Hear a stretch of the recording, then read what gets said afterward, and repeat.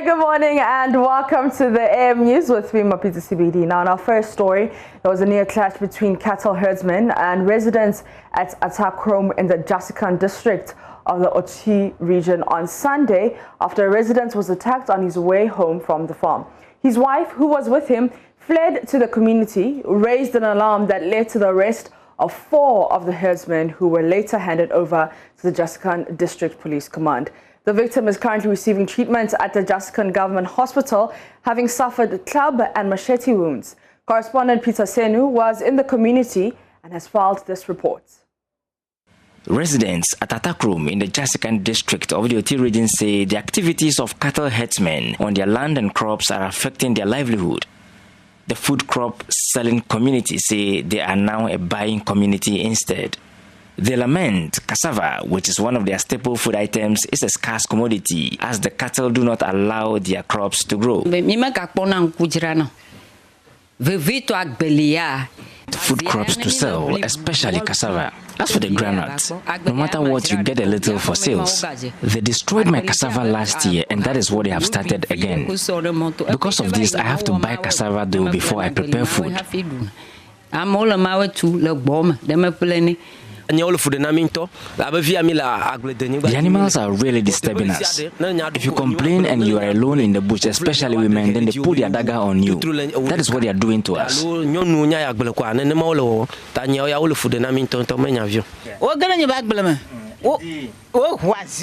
Just last Saturday, they uprooted all my groundnuts. For the cassava, they finished it. For the past 3 years, I have never uprooted any proper cassava. Anytime the animals come to destroy it. For the past 3 years, the animals have been destroying my crops.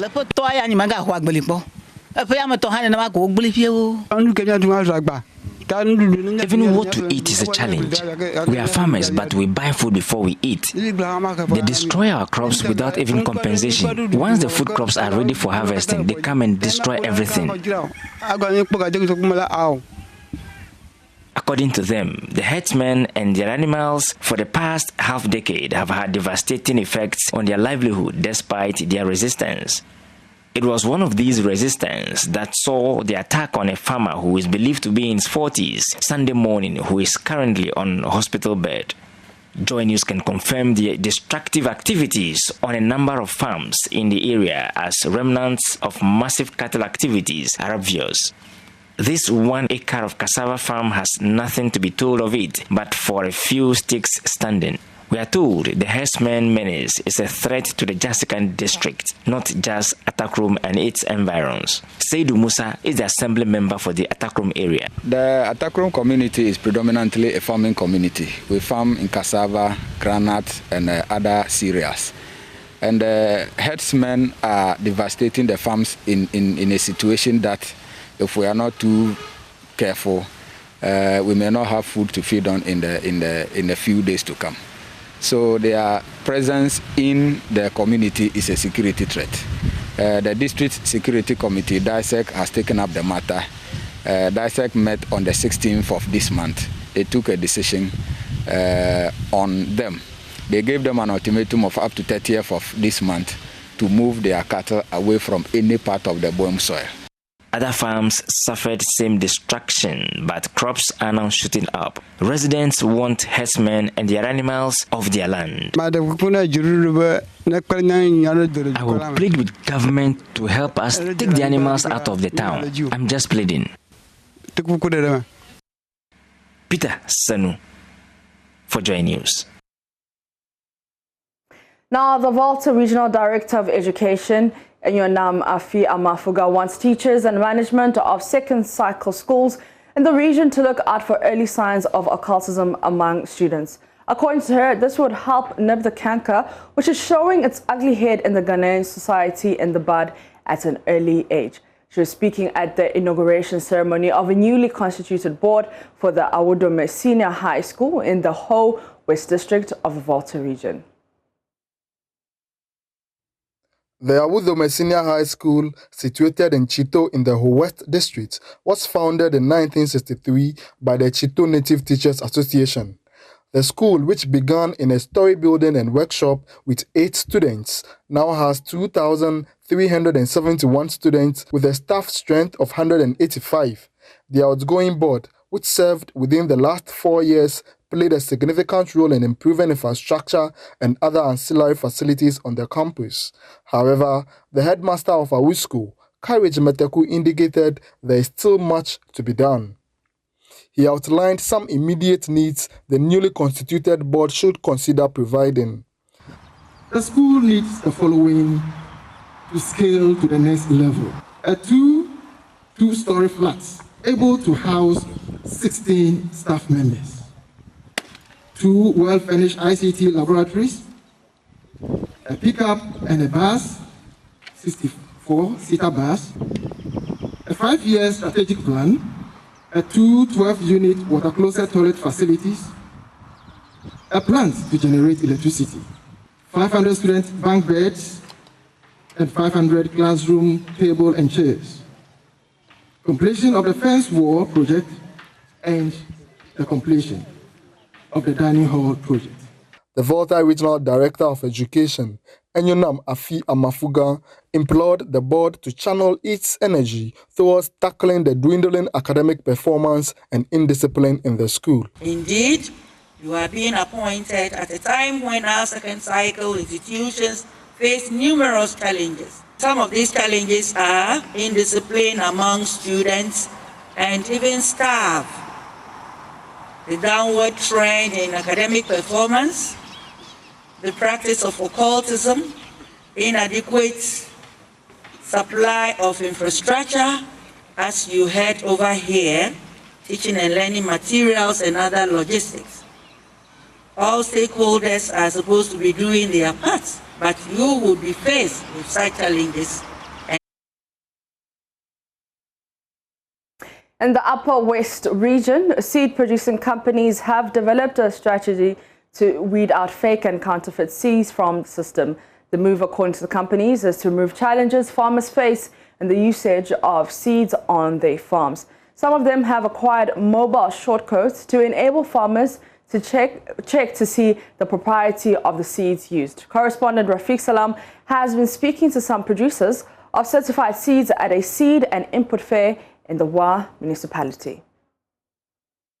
Chief Executive Officer of the National Seed Trade Association of Ghana, NASDAQ, Augusta Nyemiri Kolote, conceded the existence of fake seeds in the country. However, she said pragmatic steps have already been taken by the government and the association to tackle it. Farmers do call us and complain about seeds. Sometimes we take them through the protocols to make sure that they have done the right thing. If they still complain that the problem is coming from the seed, then we have to link them up to the seed companies so that they will be able to sort their issues out amicably. Normally, when the farmer is talking to the seed company, everybody is defending himself. One major challenge which farmers see as a major determinant in them not only increasing their productivity but also producing quality crops is the quality of seeds produced. There have been plethora of companies in the country that are into the business of producing seeds for farmers, with many of them being faked.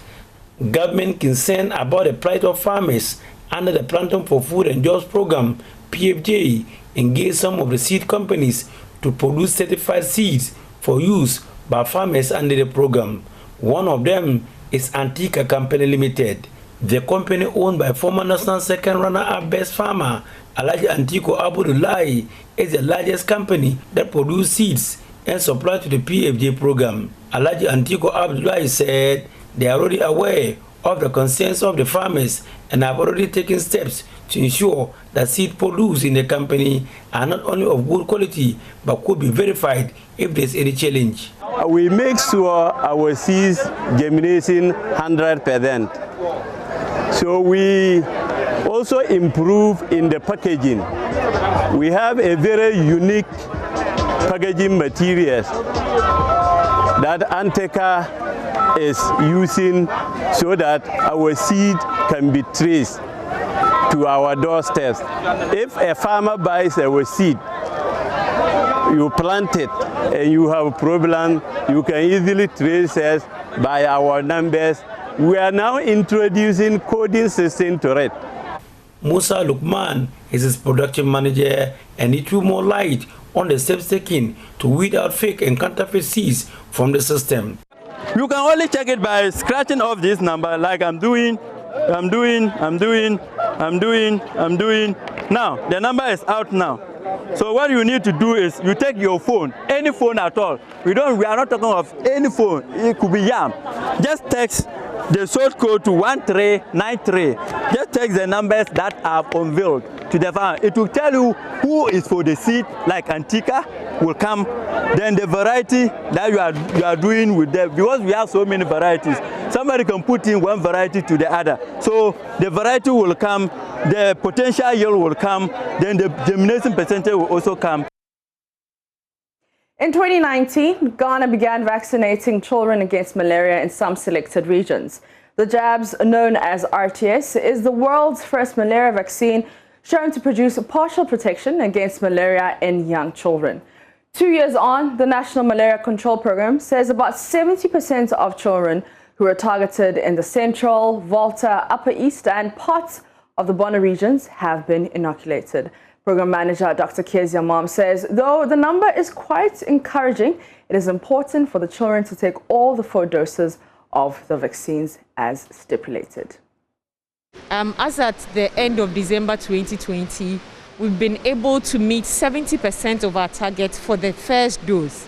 However, you realize that the proportion of children who come for the subsequent dose are reduced as we go down the doses. You know, you're supposed to take 4 doses.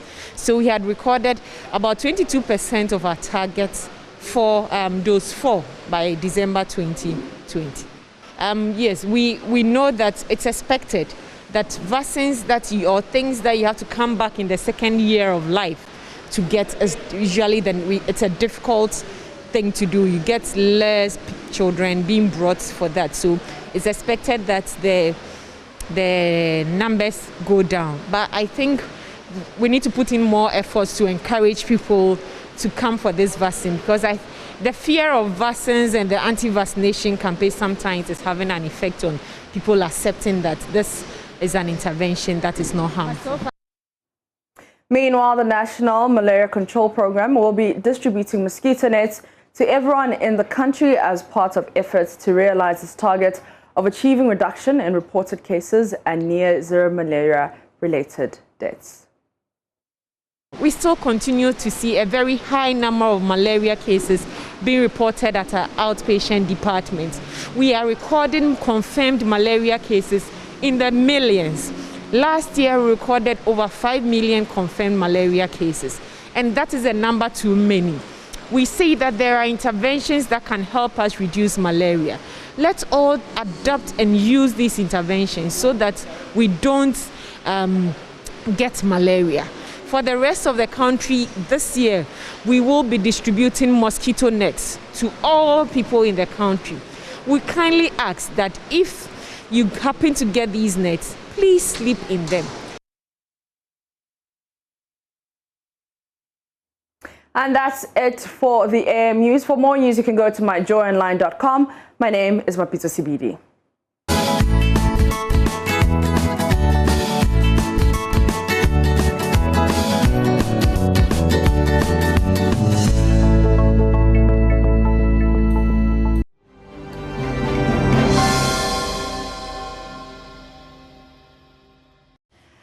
Bonjour, hello there. Welcome to the news review. And guess whom the net dragged in? Mama V. Oswabani. Hey, how are you? I nearly gave you the initials MOB, and then I realized that no, it's MOA, not MOB. More like Moa. Moa. Yeah. You remember? That reminds me of, Aquaman? Oh, yeah. He's what? Obviously, didn't he? Wamwamwa. It's a Momoa, right? Something Momoa. Is it Jason or one of those? Yeah. How was your weekend? My weekend was okay. It's been quite a while. I did my jogging thing on Saturday. It was refreshing. Okay. A friend saw me on the route and told me that at a point I looked as though I were about to go to heaven. No, sorry, if I have any day. It really helps me physically, so it's a good thing. I got a lot of rest over the weekend as well. Went to see family, so it was good. And of course, church. Okay. How was church? I didn't go to church yesterday. No excuse. I mean, no excuse is reasonable enough, really. But it was a very relaxing weekend. Right. Yeah. No, I can tell. You know how? You know how? From your face. The face carries a whole lot. You can tell when someone is. I had a lot of rest as well. So. Yeah. And I just did nothing most of the time. And it was really cool. When was the last time you went outside your gates? Okay.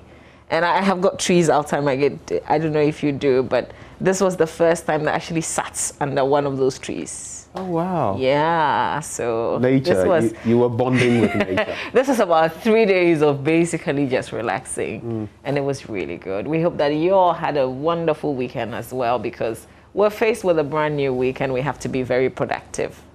So based on what you said, I'm going to test you a bit. What?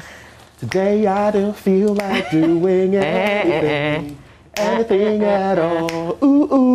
Today I feel like doing a lot. It's the opposite. Who sang that song? Do you remember? Bruno Mars, definitely. I'll catch a grenade for you. Yeah. Will you catch a grenade? Excuse me? Okay. Let's get into the papers. I have the Daily Dispatch, Republic Press, the Custodian, the Daily Statesman, the Finder, all the Viz, right? And Daily Graphic as well. All right, and I will be going through the Ghanaian Times, the Daily Guide, the Ghanaian Publisher, Economy Times, and the Business and Financial Times. Okie doke. Let's start from your end. All right, let's begin with the Daily, the Ghanaian Times newspaper. The Daily Ghanaian Times. On the front page is the big one, and we'll be following this story for you. 2 police, military officers, 8 others charged, granted a total of 18 million Ghana cedis bail for conspiring to commit high treason. Now, this is a very familiar one, except that the charges now are pretty new. So this has been developing for a while now with totally new charges now, and this is like the highest you could get on the land. We will get into details of that. Man 42 arrested over gruesome murder of girlfriend 27, I beg your pardon, and this happened in the Western region. Stop posting my nude pictures. Ekrapim Polo appeals to Ghanaians. Ghana Health Service expresses concern about low public interest in fights against malaria. Also another story in the paper today. It was in our news a while ago. If you go to page 3, more crime stories. Alleged murder of girlfriend 26 in Ho discharged from hospital. That's the 26-year-old man, Joe Dodo, who allegedly killed his girlfriend by slashing her throat in their room before splitting his own belly open with a knife in a suicide bed. He was discharged from hospital last Tuesday. And then the story of in Shama, Kumasi, in the Shama district of the Western region, where Papa JB, a landlord, 42, allegedly murdered his girlfriend Rita Opoku, 27. The hammerman. Yeah. Police reports indicated that a struggle ensued between JB and Rita in the landlord's room before the lady was killed. The rest of the story is on page 3 in the center spread. Adenta police investigates demolition of house at Oyarefa. And then on the back page, sports stories there. We will leave that, you know. Oh, is it all sports? Yeah.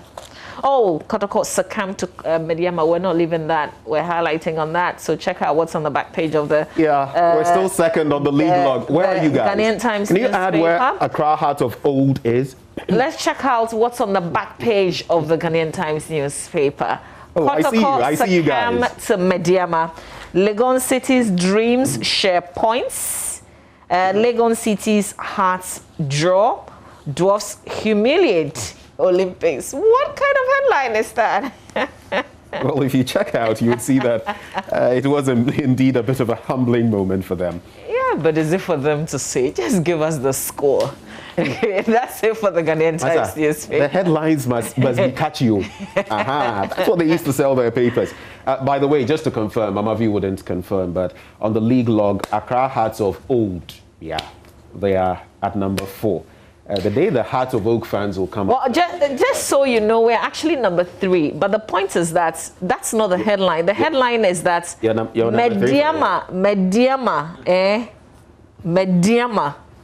Oh. But are they not a team after what happened? Headline on the back page. Are they not top of the league? I think that my director didn't put it there. Did you see the back page of the Ghanaian Times? Are they not top of the league log? It tells you that Omenye team 4. Kotoko succumbed to Mediama. That's the headline. That's what we're talking about. The Daily Graphic this morning says, Ajabeng penciled in for special prosecutor. Check like my former lecturers, Nina, from Krapatu. Okay, so Ajabeng penciled in for special prosecutor position.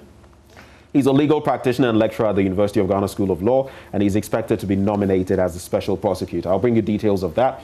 COVID-19 cases shoot up at KIA. This one has got all of us worried. That's on page 16 of the paper. And it talks about Frontier Health Services, sending in some sort of statement to Mr. Yao Kwakwa, who is actually at the helm of affairs at the Ghana Airport Company. And we'll be getting details of that story. Suspected coup plotters granted 18 million Ghana cedi bail. That's also on page 16. Pictures there of ACP Dr. Benjamin Agordzo, who has been saying that he is being victimized for simply expressing his opinion, and Dr. Frederick McPalm, all boiling down to the Take Action Ghana group and some of what they supposedly, allegedly were doing. When you go to page 5, African Union urges end to military rule in Chad. You remember that in recent times. Debi's son, Mahamat Debi, became the new leader of Chad, contrary to what the constitution says about the Speaker of Parliament taking over. Some call it a coup. Others have said, no, this is the way to go. And interestingly, France and other countries have sanctioned this. Interesting times indeed. Liberia pledges to prevent attacks on Côte d'Ivoire from its territory. In other stories, let's check out page, let's go to the middle spread of the paper. Okay, so before that, page 23, Kumasi battling with sanitation issues. When you go to the center spread, let's quickly get there. Quite a packed paper today. Crushing crashes, fatalities on roads. I like this one. Crushing crashes, fatalities on roads. It reminds me of our own Seth Kwame Boateng and his piece, Crushed. That's there, and it feeds into our conversation today. On the back page, Dwarfs dismantle Olympics in Cape Coast. So if you didn't like the first one, humiliate, check out this one. Dwarfs dismantle Olympics in Cape Coast. I'll take that. I'll take that, but humiliation. When you are thrashed by 4 goals to 1, it is indeed a thumping. but whose conclusion is that? I mean, I think Daily Graphic is concluding, the Ghanaian Times No, I like the dismantle. I don't like humiliate. I think it's too strong. It's a game, y'all. Right. Let's check out some old papers. Daily Guide newspaper on the front page. Coup plotters re-arrested, facing high treason. It should be alleged, really, because this has not been proven in court. NPP used juju to hide my good works, according to Mahama. That's the headline that they gave. But this is his interview with Kofi TV, and here's a quotes out of which this headline, I guess, came about. I believe that 2 things, spiritual and physical aspects, caused my electoral defeat. And he's talking about 2016-2020. On the spiritual aspect, you could see that the people clearly did not see my projects. Sometimes people become blindfolded, so they will not see one's positive actions and efforts to bring transformation, just as it happened to me, on quotes. And he adds, all that I did to develop the state did not please the people, and I suspect some spirits caused that, on quotes. You can read on in the Let me ask you a quick one. Do you believe in spiritism or spirituality or superstition when it comes to football, when it comes to politics? Do you believe it has an impact? I don't know what to believe. Hey, the 2 things. You should believe something. The 2 things that you're mentioning. What did you say? Politics football, and what? Football and politics. I don't know, honestly. I don't know. So you sit on the fence. I don't. You neither believe nor disbelieve. I don't know. I mean, when I'm watching football, I'm not thinking spirituality. I guess you missed out on those times when people were seeing players with amulets and so many things. Oh, I mean, I've heard sometimes they say there's something in the post, gone there, gone to if they put water out there. I mean, I hear those things, yeah, but I mean, I don't. But your own Karela Yo, Karela. The Ankobra, no. Say, then do something, but it took Kotoko to break down the system. What you say? In the center spread of the Daily Guide newspaper, you'd see the News One pullouts, which has the the entertainment stories. And this picture of Ekweapimpo, was she wailing? Was she crying? Like in those lashes? I saw a caption, and Polo wept. You know. This one says, please forgive me, Ekweapimpo weeps. I mean, it's funny. Actually doesn't look like a crying person. I think this whole press conference, whoever advised that they should do this. No, it's clear it was a media stunt. I'm not going to sugarcoat it. It was a media stunt. And then the other headline in the Ghanaian Times that says, stop posting my nude picture. Check out how she dressed for the press conference. I mean, you don't even have to preach it. You're leading the people on, aren't you? Okay, now let's talk about something serious. I got married at 18 when I was a millionaire. That's a Nollywood actress, Omotola, who says no lady who is financially unstable should consider marriage. The actress said this in a recent interview with BBC Yoruba, revealing that she got married at 18 because she was a millionaire. Oh, okay. So what? Right now she's what, a billionaire or a... Okay. So if you're not financially stable, don't go into it. Republic Press newspaper, court jails Labour 15 years for defiling Girl 2, and Praiso MP urges government to fix Agordzo Amanfrom Road to boost local production of onion. Akufo-Addo Bawumia, Father Campbell hold iftar with Chief Imam at Jubilee House. And treason, that's the major one. Alajo, coup suspects charged.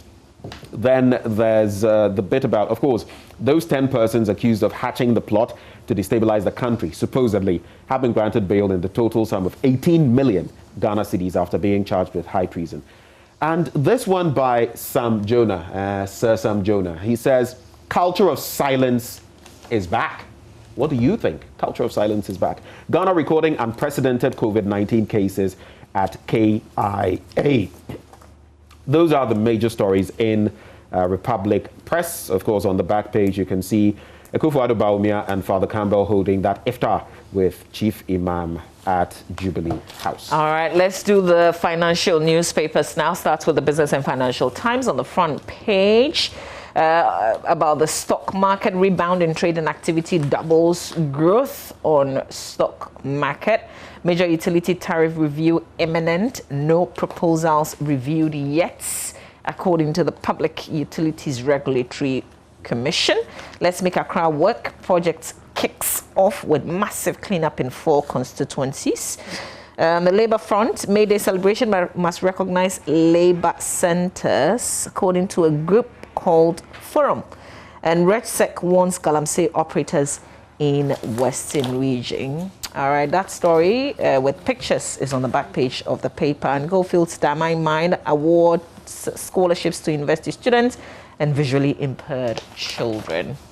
Let's do the Custodian newspaper now. Leave lasting legacy by ending Galamsey. Inusaf Husseini, who's on the other side, urges Akufo-Addo. And Akufo-Addo himself has been saying that he wants to stamp out Galamsey before this term is over. Government will manage Ghana's debt, CVM to Sam Jonah. And Galamsey claims over 5,000 hectares of cocoa farmlands. The time that we will have to do a quick review, I will definitely take a look at that.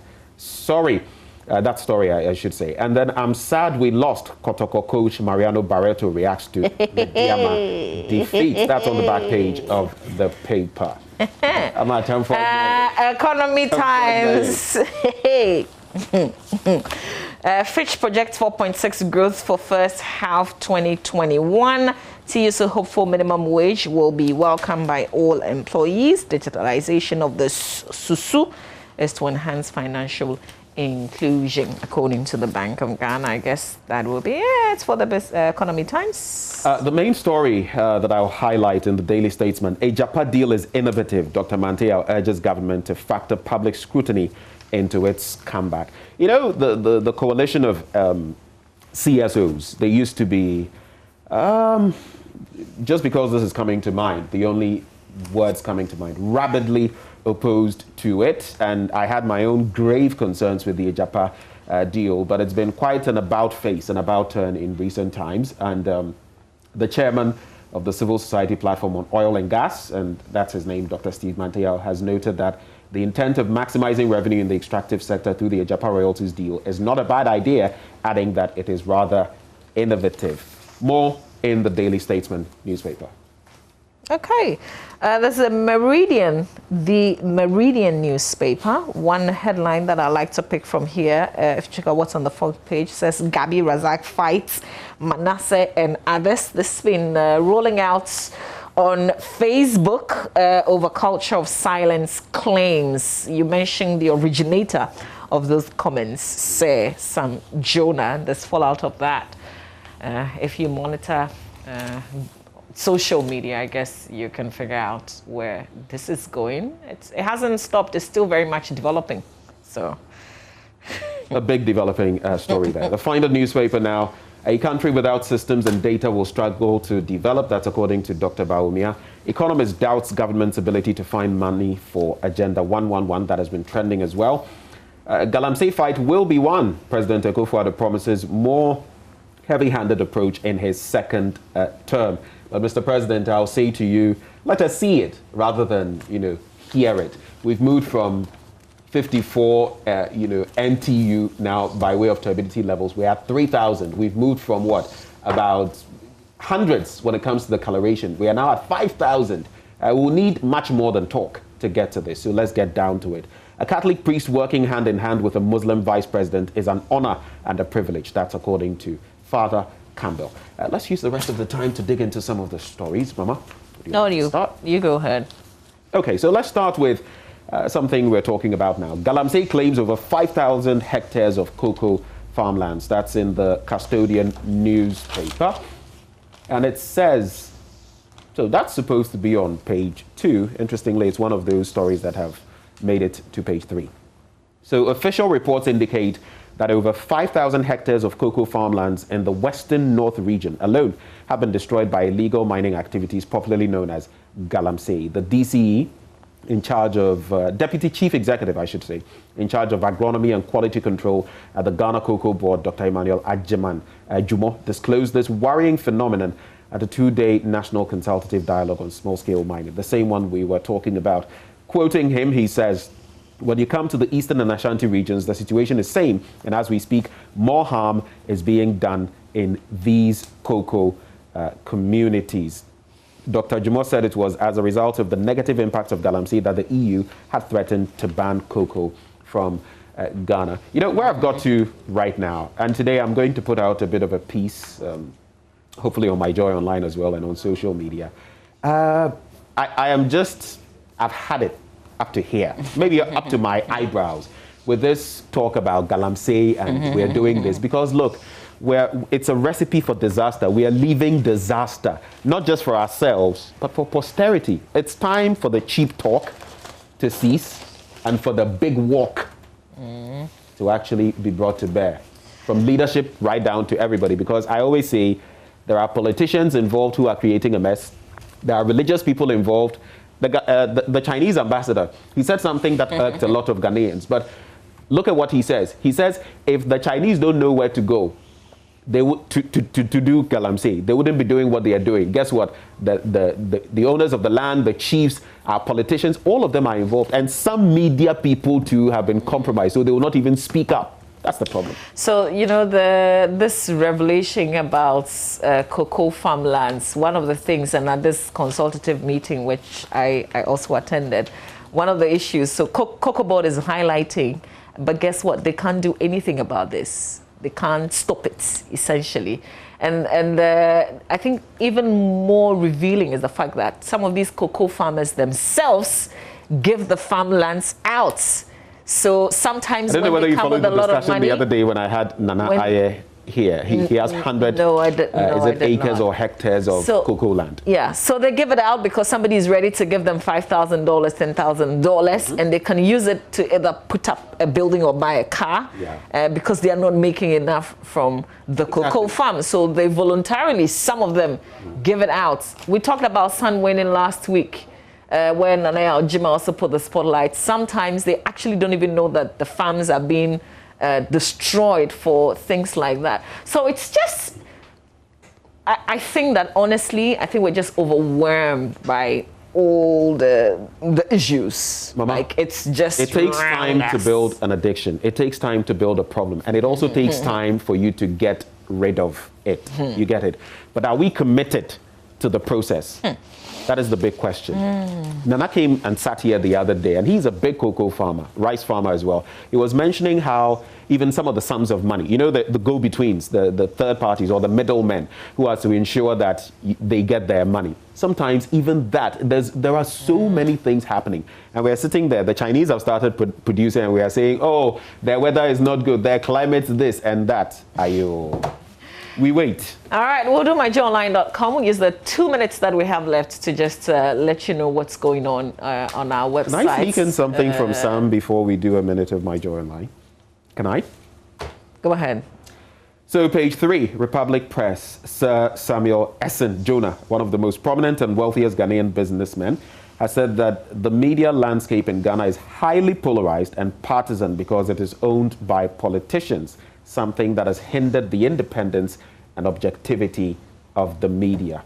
He asked, what is the status of the role of the media in holding the executive, judiciary, and legislature accountable as the fourth estate of the realm? I just wanted to leave all of you with that, to ponder that. All right, myjoyonline.com. This issue is the U.S. University denies FDA lawyer admission because of the returned bribe scandal. So she wanted to go to school in the U.S. They denied her admission. She decided to ask why, and it turned out because of an ongoing investigation. So you can check out the details there. We talked about Frontiers Healthcare Services raising alarm on increase in COVID-19 cases at KIA, calls for new guidelines. And guess what? Active cases. We don't talk about it, but we actually have active cases. 1,469 active cases, 8 in critical condition, 26 severe. And so COVID is still pretty much around, except that we don't talk about it like we used to. Plenty of other stories on myjoyonline.com. You can read Sir Sam Jonah's piece, his presentation, Empower Citizenry Not Create Loot and Share Schemes Disguised as Investments. Lots of areas that he touched, and we can all relate to it. We can pretend that we don't believe what he is saying or criticize what he's saying, but we know that he's actually saying the truth right there. So it's plenty of other stories on myjoyonline.com. The bit about COVID that you mentioned, the spike, at least as far as KIA is concerned, which has also generated concerns about the protocols from elsewhere when people are coming into Ghana. Yesterday, an elderly friend of mine was telling me that she was at this party, and the lady, later they found out that this lady had contracted COVID-19. Guess what? The lady had taken the vaccine, the jab, and everything. The point I'm trying to make is, especially when you've just taken the first bit of the vaccine, even when you've taken 2, don't let your guard down. It doesn't mean because you've taken the jab, it doesn't work that way. So let's take more caution, adopt more caution. Okay, so that's where we have to end the review. Coming up next, we've got sports right here on the AM Show. Please do stay with us.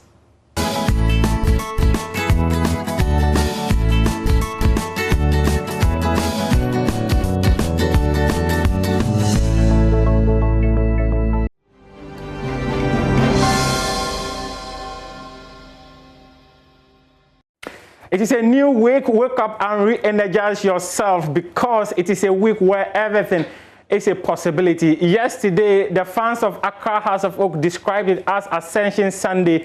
Unfortunately, it never became the day they wanted, as they drew 1-1 against Kerala United. Kumasi Asante Kotoko have lost their first game under the tutelage of Mariano Barreto. And in England, Manchester City seem to be dominating the Carabao Cup because they won it for the 4th consecutive season. We'll also bring you the highlights of how Emmanuel Navarrete dropped Christopher Diaz 4 times to defend his featherweight title. I am Muftau Nabila Ablai, and this is the AM show. First, let's start off from the Ghana Premier League, where on Saturday, Asante Kotoko lost 2-1 to Midiame SC in the Ghana Premier League. Yesterday, Accra Hearts of Oak were held to a 1-1 stalemate by Kerala United. Now Imoro, space to send a teasing cross. Yes, he does. Heads going. That's the first goal. Emmanuel Jemfi has put Asante Kotoko ahead. The Porcupines are up by 1 goal to 0 at 12 minutes here at the Boston Clay Stadium. And Jemfi, I see him shedding tears. It's been long coming, Emmanuel Jemfi. Asante Kotoko 1, Mediama 0. Wasn't the best of crosses, if you like. The height is decent. You expected the centre backs of Mediama to at least deal with it. Nobody dealing with it because they are too close to each other. And look at who is arriving from the wide area. It's the captain, Emmanuel Jemfi. The man who is not the tallest player in the side. He didn't need to jump. Kwa switches to the middle. Here is Tete Zuta. He's got space to drive. And Zuta tries to set up Prince of Pogwajiman. What an equalizer! Slippery as an eel. You just can't keep an eye on him. Take a look at his movements. Goes past Ganyu once he steps up to close in on him. His first touch is brilliant. To Kwakwa. Now Boedu goes past Gama, sends a shot. That's the second goal. Richard Boedu has put Mediama ahead. But question marks about goalkeeping. Why was the goalkeeper? Why is the pressing? Gama is beating, but nobody following up. Goalkeeper was absolutely sleeping on the job there because it's not the most powerful of drives. But Abalora, who has been very impressive, couldn't get to him. Took a deflection. Goes past Abalora. Opokwajiman, nobody to do the connection for Mediama. Now, Kwesi Donsu, can they make it 3? What a game. That's it. It's over. Accra Hearts of Oak, quickly effected. This is Manaf. Finds Radio Vuka, goes past one. Radi sends in the shot. Ball kept in play. Meanwhile, Patrick Razak and Manaf waiting in midfield. Injury worries. And well, referee has blown his whistle for half-time. No goal to share with our viewers here. And there we go. And dear Wusie Taylor's partner, Kwame Boateng, is warming up. Ben Mensah deals with it, no problems at all. Long searching ball now. Nuru Sule in contention and thick of a first player goes down in the 18-yard box. Chance comes to Diawusie Taylor. The plug, and there's the goal. Eventually,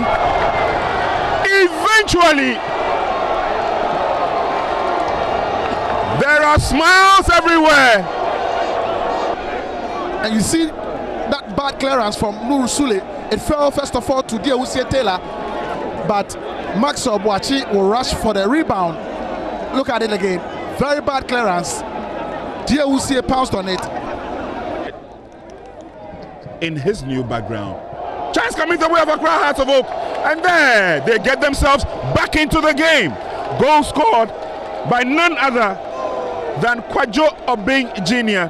2 tactical changes made by 2 tactical coaches have resulted in 2 tactical goals.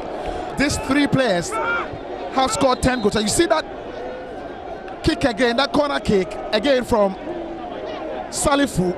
And where was the marking? Augustine Randolph. And I also went through Accra Great Olympics. Now here's an opportunity for the Phobians, a shot on target. And Safufro had come out. Kojo Abe, a free, yeah!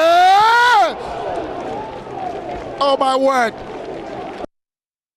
And that was how it ended in Enyinase. Now let's listen to the head coach of Kumasi, Asante Kotoko, whom his team lost for the first time under his tutelage. He says that his team must learn following that defeat against Midiama SC. We start very well. We control the game. We are playing very well. We make the goal. After suddenly, I don't know, the players didn't support the pressure and we start making mistakes. We lose the position in the midfield and they equalize. And we are waiting at the end of the first half. Unfortunately, one shot touching one player, he makes the second goal. Second half, we try to change the match, but you see what's happened. We tried. They make what they have to make, and even we have 1 or 2 chances, we didn't make it.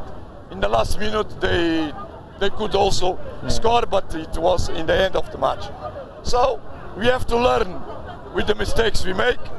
We have to work more, but that don't mean that Midiana, they have a good team. They have experienced players, and they make his job. So when we lose, we have to accept. We have to fix what we did wrong. And when this happens, of course, the coach is always there. What does it mean to you guys going forward? Defeat? Sure. Sure, we have to work. We'll look the next match. We'll recover the points. But for that, we cannot make the mistakes we make. It's not because they make big problems. We offer the chance in the first half. And these kind of things we cannot do. We should have more maturity. Our players should be more mature. Maturity will be required for Asante Kotoko. The Porcupines in their next encounter will be coming up against Legon Cities on March the 22 of the Premier League. But now let's hear Yao Preko. He was on the winning side. He says that it is vital 3 points, but he's not carried away by that magnitude of a win against the biggest of clubs in the Ghana Premier League, that is Asante Kotoko. It's a big win. It's about taking your chances, because we know Kotoko is a big club, but we are here to compete and write our name. Unfortunately, we didn't start well. They scored early, but we kept our composure, and then we went back to basics. We equalized, and some minutes before halftime, we went up, took the game. So we came in the second half. It's all about game management, and it went well for us. We're taking it game after game. There's a hurdle. We still have another hurdle. That will be next week.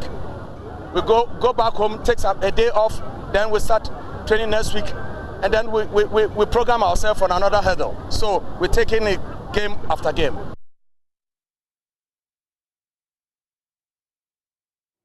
Let's do national team news now, because one of the promising defenders in the country is Mohamed Salisu.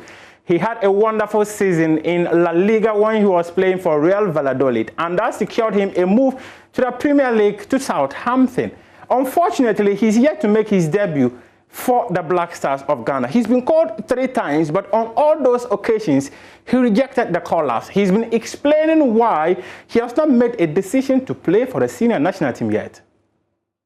I'll be so proud, to play to my country, to play with Ghana, the national team. But I think this is not the right moment to be in the team, to play in the national team. And I think I need to focus on the club side, because I'm young. I think I need to focus on the club side first, and then after, when everything is fine, I can go and play for Ghana.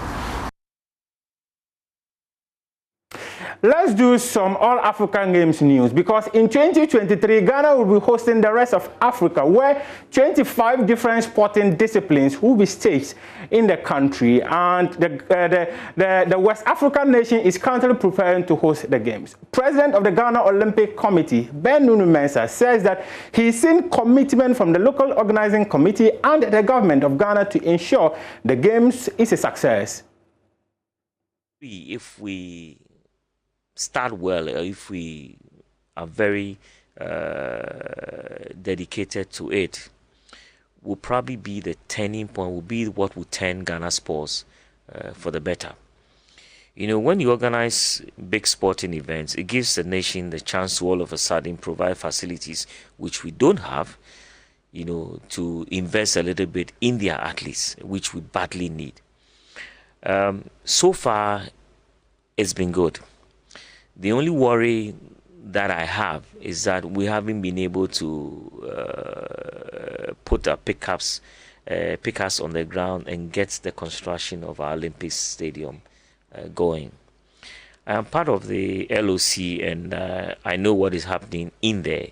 I won't pretend to speak for the LOC, but at least by way of sharing of the information, there's a lot of goodwill, especially on the side of the President of the Republic, His Excellency Nana Addo Dankwa Akufo-Addo. And that, for me, is about 100% of the battle won. Once you get that commitment and that dedication from the leadership, anything you want to do is possible. What is left is the people that he's charged with the responsibility to go out there and make sure that they're sealing the deal. The stadium hasn't taken over. I know the drawings are ready, and it's supposed to be in a place called Boteman. If those who drive on the motorway, you know the other side of the motorway, not the Tema side, but the other side.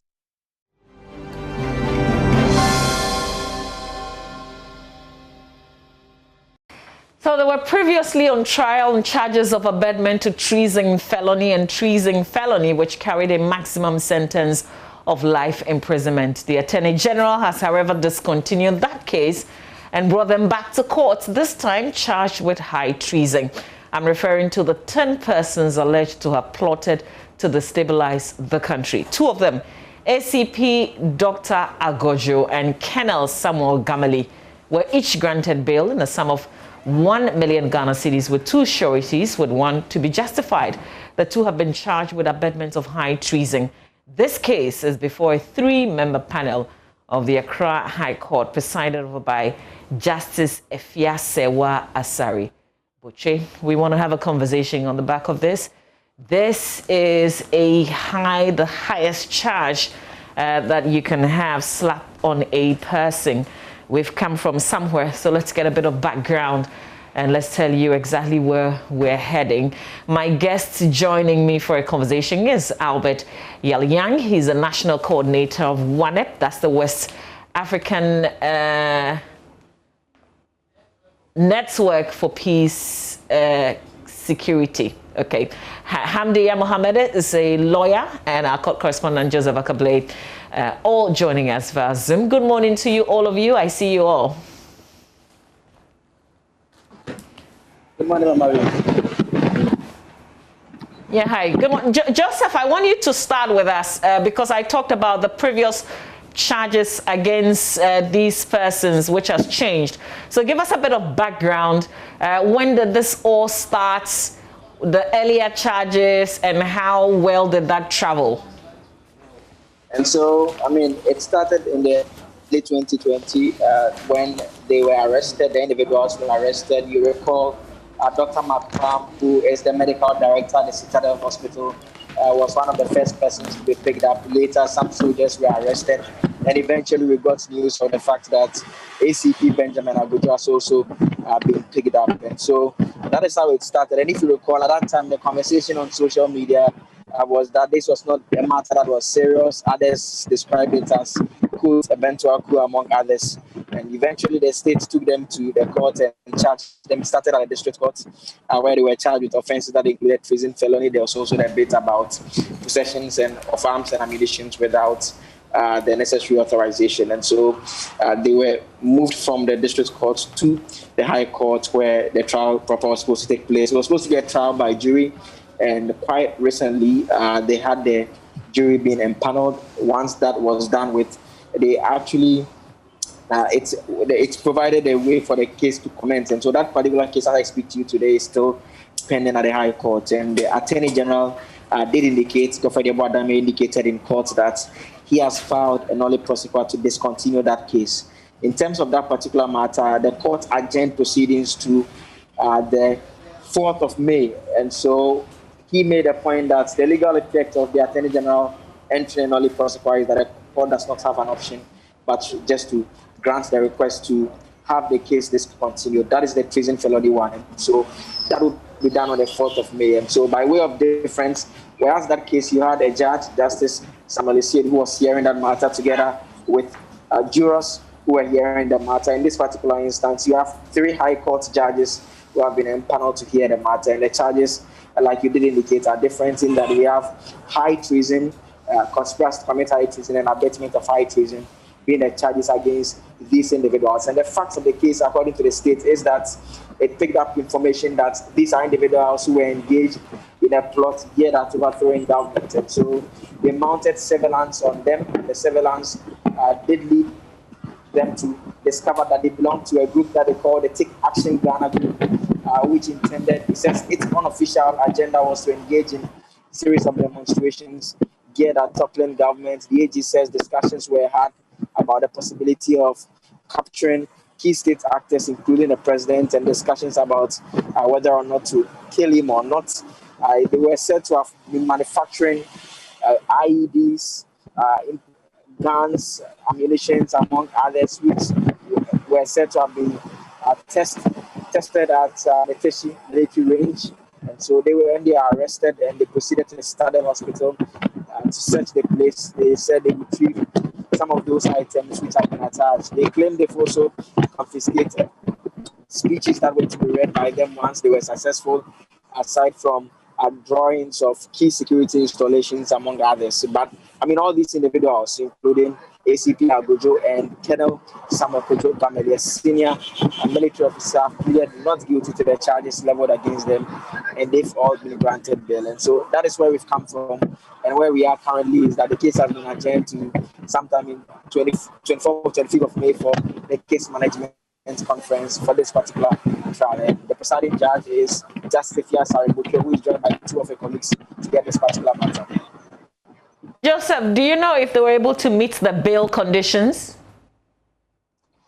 As at the time that we left the courtroom on Saturday, they were working on meeting those conditions, and it had not been met as at that time. So I'm sure Hamdia can give us an update on that.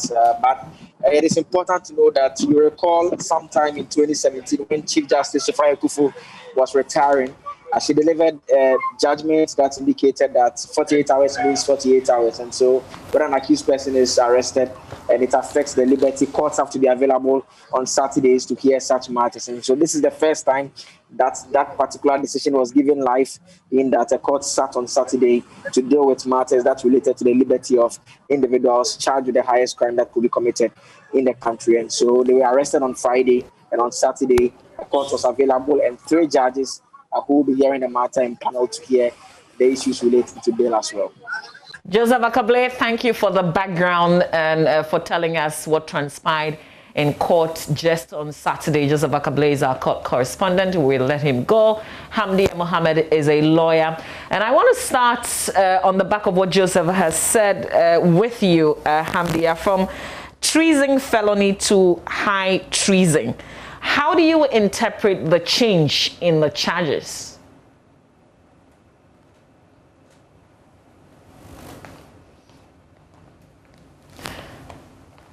If you'd kindly unmute so we can hear you.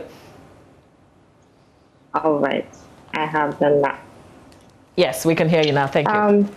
Well, I think, well, we have to start first and foremost from the definition of treason felony and high treason. So with treason felony, it's where a person is found guilty of treason felony, where a person endeavors to procure by unlawful means alteration of government laws or policies, or a person prepares by unlawful means to usurp the executive powers of the Republic. But then with high treason, it's where a person by himself or with others overthrows the Constitution or attempts to do same by unlawful or violent means. Now, the difference in the wording is really the use of the word violence and the use of the word Constitution in the high treason, where that's not seen in the definition of treason felony. Now, we don't really have too many decided cases on treason, so we haven't exactly, the courts have not had the opportunity to distinguish properly between treason felony and high treason, the definitions, that is. But then I would say the main difference is the punishment. The main difference is the punishment. So with treason felony, it's a first degree felony. And a first degree felony, the punishment is, the maximum sentence is life imprisonment. So either life imprisonment or less. But with high treason, the difference, the punishment is death. It's a capital offense, so the only prescribed punishment is death.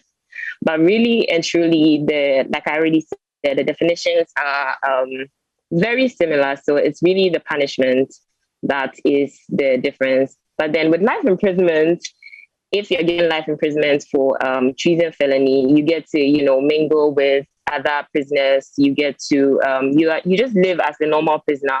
But then with high treason, because the punishment is death penalty, and as we all know, Ghana has not executed anyone since 1993, so it's unlikely that that's going to start now. So if an accused person is found guilty of high treason, it's unlikely that the person would be executed. So in practice, what happens is that the person is sent to prison, but then he would serve a life sentence. But then it's a prison within a prison, because when you're on a death row, you are in solitary confinement. You are basically in condemned cells. And what happens is you don't have any or little interaction with other people. And I think this is very detrimental to the mental health of people who would be, who are in the death row, because human beings, we are social animals and we thrive on interacting with other humans. So then if you are put on the death row, what this means is that your mental health will be affected. It's really torture, really. The punishment of death. Okay. So I see that you're going into the consequence of a punishment like that. We'll come and continue, but let me just bring Albert into the conversation. Right. This is a capital offense that carries a punishment of death. Is the West African Network for Peace Building surprised at the turn of event in terms of the charges?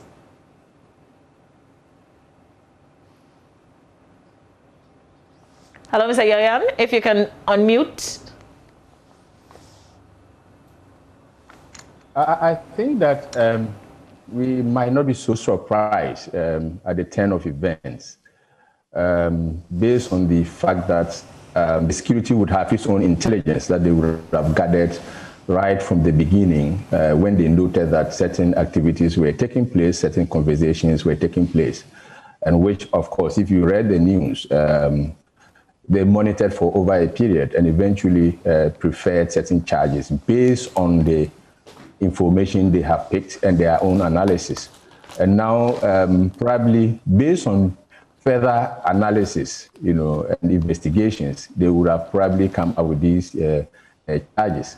To the extent of it as high treason is where one may be asking certain questions, whether in terms of the level of preparedness, and the context within which these people tended to operate, it would have resulted in an issue where it can be a high treason charge.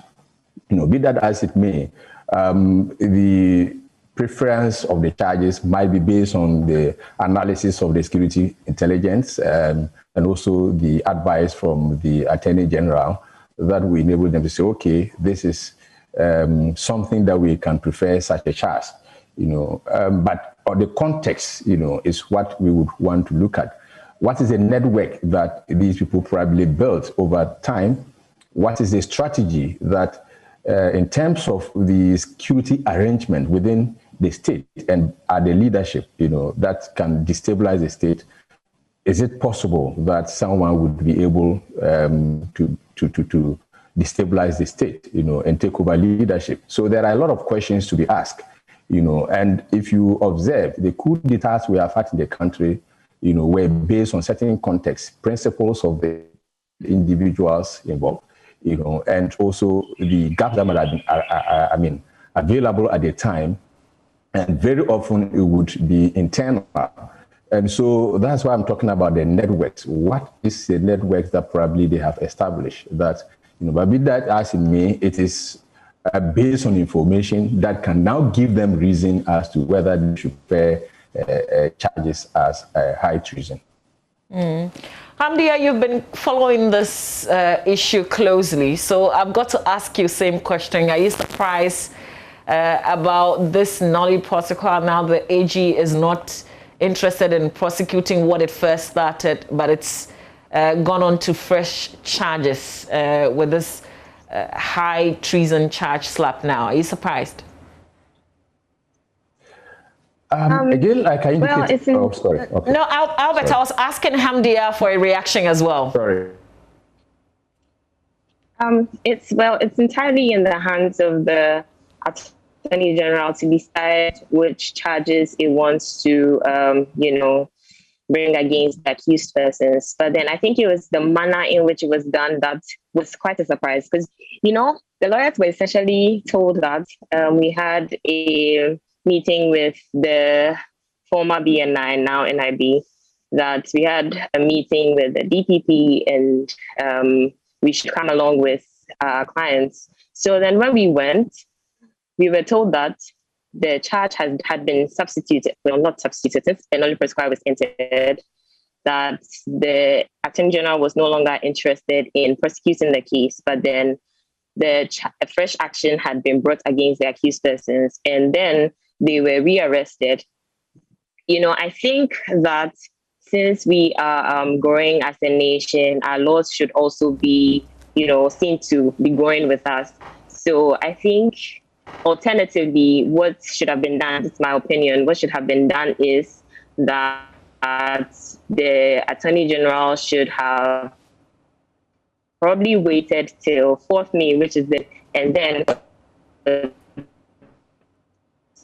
that it had entered. And so then the courts would then in turn discharge the jury and discharge the accused persons. And then when they leave the court premises, they can be rearrested and charged. Because you can imagine, like, as a judge, the case is before you, and you would just read in the newspaper that an only prescribed had been entered. You are not formally informed. The jury is not formally informed. Or, you've seen it in the newspapers, you've seen it on TV that the case is no longer before you. I think it's more, it would be more respectable to the jury if they are formally informed of new proceedings being brought or entry of nolly prescribed. And I must also ask, do you know if the accused persons who were granted bail were able to meet the bail conditions?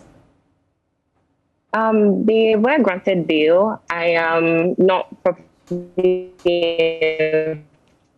informed as to whether or not they've been in conditions, but as time goes on.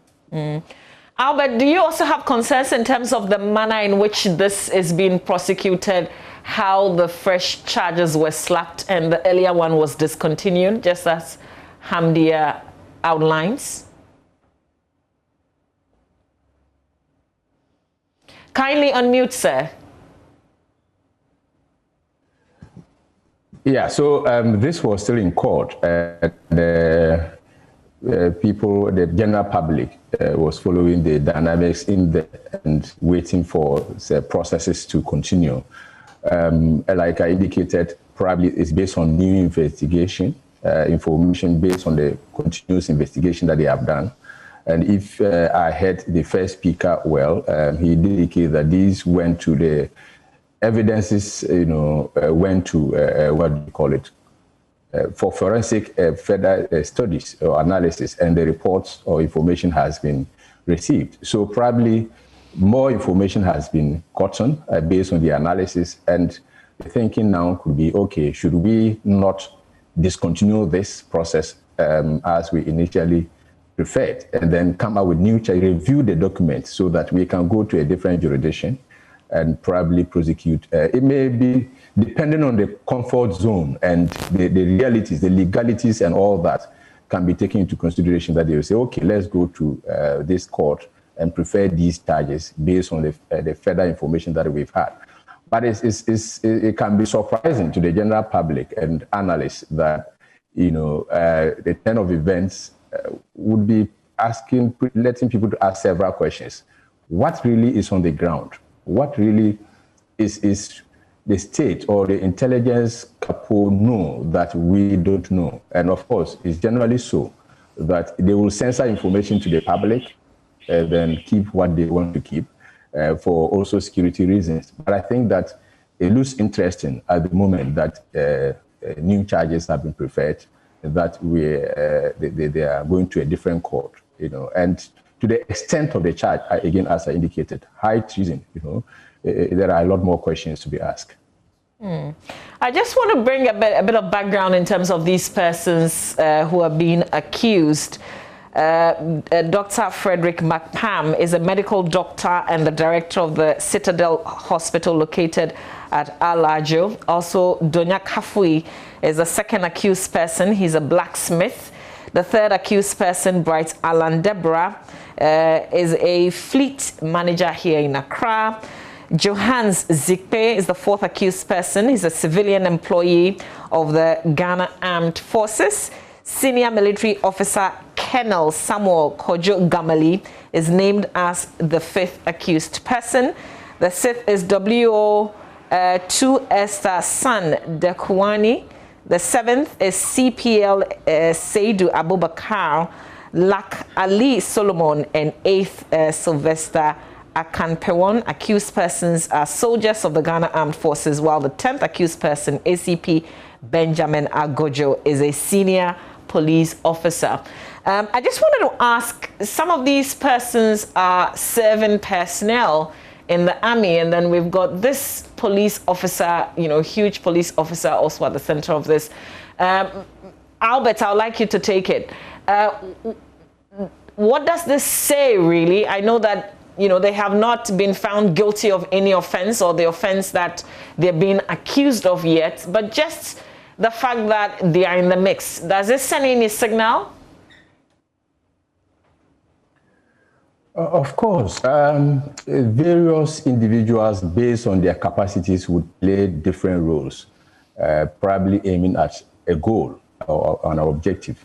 And so probably if you look at the suspects, they are drawn from various representations and probably to play complementary roles if that is the case.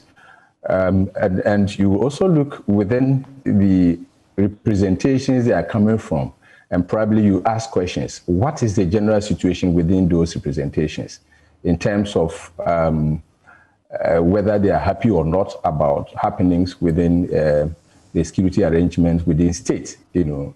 But I think that if you look at the current arrangement, anyone that understands security arrangements within leadership, you know, around leadership, you would say that the current arrangement is one that, you know, to be able to overcome, you would need a certain level of capacity to do so.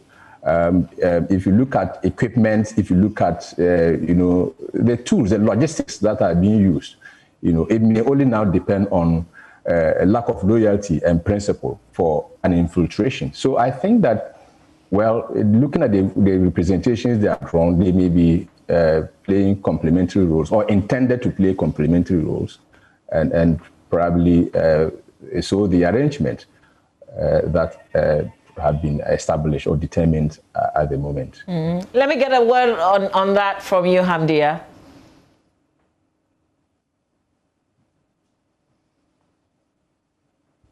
Kindly unmute.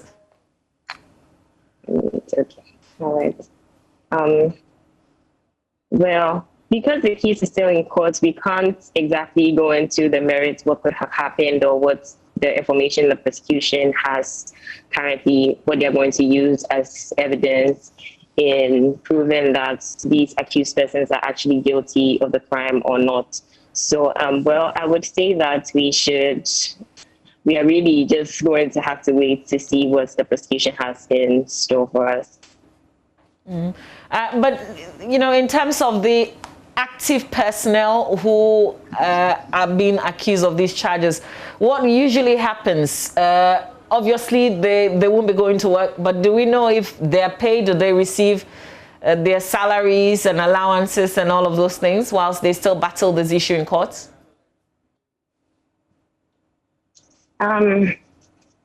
Well, I would think, well, the last time I found out about this, but this was during the treason felony trial. At least I know that the police person who is Dr. Agordzo was getting his salary slashed, but then I don't know if there's any active measures that have been taken to by the police force to stop him from coming to work per se. But then he has not been pronounced guilty, so then he still has, you know, the right to work because there's a presumption of innocence until you are proven guilty. So you can be suspended, but then you can't be, your right to work cannot be, curtailed. So for now, they have a right to continue working. Just finally on this, how long the first charge travel? And the intention is, how long do you think this one will travel before we get to the end of it? Well, you can't exactly tell. Like, one can't exactly tell how long this could take, because with the treason felony, they were arrested in November 2019. I think around November 2019, and the trial was set to start on 4th May. So all that has been happening so far have just been like application for bail and preliminary proceedings. But the actual trial was supposed to start on 4th May, where the first witness was supposed to have started giving their tests, their evidence. So since from November 2019 to 4th May. So that's been about a year and a half before the actual trial starts. But in court on Saturday, it was the judges stated that they wanted a quick trial. So let's see how how quick that the trial will travel. Yeah. Okay. Well, but we can't tell the exact length of time the trial will take. Sure. Albert, I guess we all have to sit tight and wait and follow closely and see the evidence that will be brought up and how this case will be fought in court. Exactly, because like I indicated, you have people from representations who probably have different capacities, but there has not been any establishment. And so what you will be doing is scratching the surface, of any conversation. Until the case travels deep, then the evidences can now begin to unfold. As indicated, the security intelligence might have information that they have not put onto the public domain. And so all of us are based on just broad or global analysis that we probably will be doing now. Yeah. All right. Well, I thank you for your time this morning. Hopefully we can speak again sometime in the future. Thanks, Albert. Thanks, Hamdi, as well, for your time. All right, and that's our conversation on this capital offense charge slapped on some 10 persons, including a top police officer and a military officer as well. We will be keeping you updated as and when the court sits on this matter.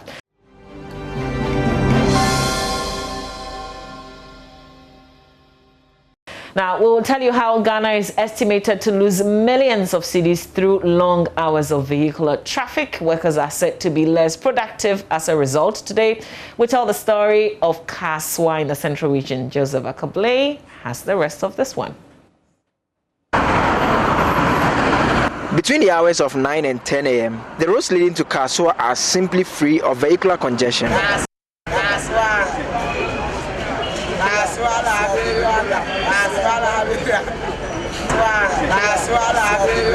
At the main bus terminal at Kwame Nkrumah interchange, drivers simply cannot find passengers for the journey to commence. By this time, the situation is different in the evening when workers close and early morning when they are heading to work. Isaac Bondi has been plying the road for 12 years. Kaswa is not far. It should take about 35 minutes. But with the traffic, you need a minimum of an hour and a half. We spend a lot on fuel.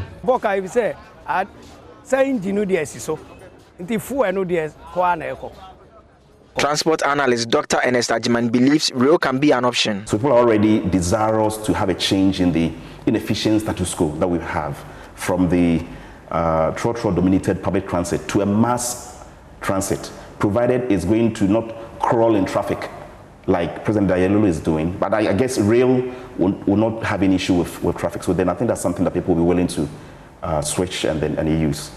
The central regional town of Kaswa is home to more than 370,000 people.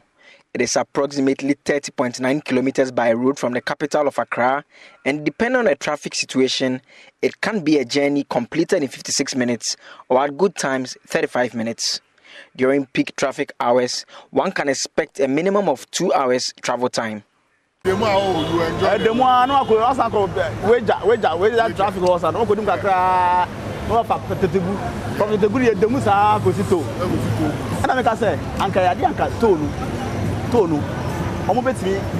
Harry Harrison is a driver who knows the roads leading to Kaswa quite well. I joined him for a trip to Kaswa. It is 5:40 p.m. Our journey commences from the taxi terminal under the Kwame Nkrumah interchange. Harry explains why he moved to live at Kaswa. I have my project there, and I wanted to get closer to it and monitor it, and probably finish it in time. So I moved there.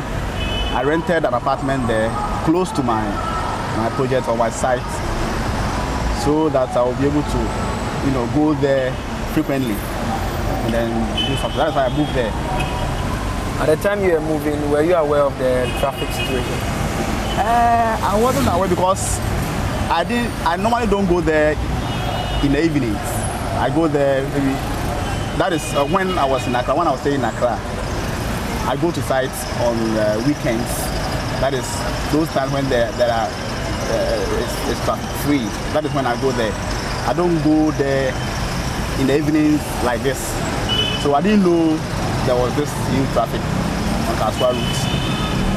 And eventually when you found out that there was traffic, were you shocked? Yes, I was really shocked because as a driver, I've been going through traffic situations, but not as huge as that of Kaswa. So I was just, but what can I do? There's nothing I can do because definitely I will live there, so I have to bear with it. How does the traffic affect your work? It's really affected negatively.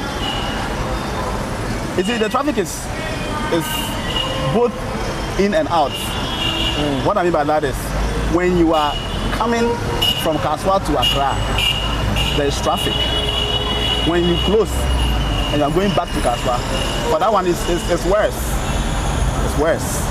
So it affects me negatively in terms of the time to get there. As a commercial driver, I need to. Why I come to Accra is because I work at Accra, and I need to come to Accra to work. So if you don't come early to Accra, by the time you get to Accra, passengers, especially office passengers who will be going, who want taxis to go to their worksite, they would have gone before your arrival. So you have to come very early. As early as what time? For me, I wake up around 3 a.m. In a week, can buy like 200, 250 Ghana cedis. Do you think if not for the traffic, you could have been buying less? Yes, because if not the traffic, if there's no traffic, you just go through easily, and in no time you get to Kaswa. But because of the traffic, you stop, you remain in the traffic, especially when the traffic is huge, you will spend much fuel. Harry, like other drivers who use the road, have their own views on the cause of the congestion. Kaswa is a very populated area. It's densely populated. I don't know why people are moving to Kaswa in their numbers. People are moving to Kaswa in their numbers. And Kaswa, it's, when you say Kaswa, the cars that move from here to Kaswa, not all of them go to Kaswa. Some branch, some are at Weja, some go to Malam. My journey with Harry, which commenced at 5:40 p.m., ends at 7:40. We finally get to our destination. It's been almost like 2 hours, and as you can imagine, it's quite frustrating.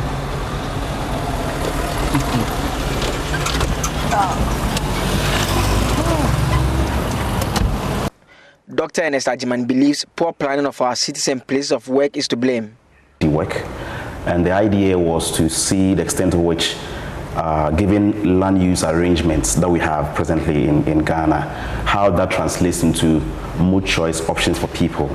And so if you go elsewhere where we have, they have properly planned their land use systems and that they have properly integrated land use such that people are living in close proximity to their areas of activities. So for instance, where they go to shop, where they go to seek medical help, or where they go to, whatever they stay close to these trade destinations. And so when you travel outside the country, what you see in most of these developed cities is this densification of land use, where people stay close to their trade destinations, and therefore they are given a lot of mobility options, including walking or biking.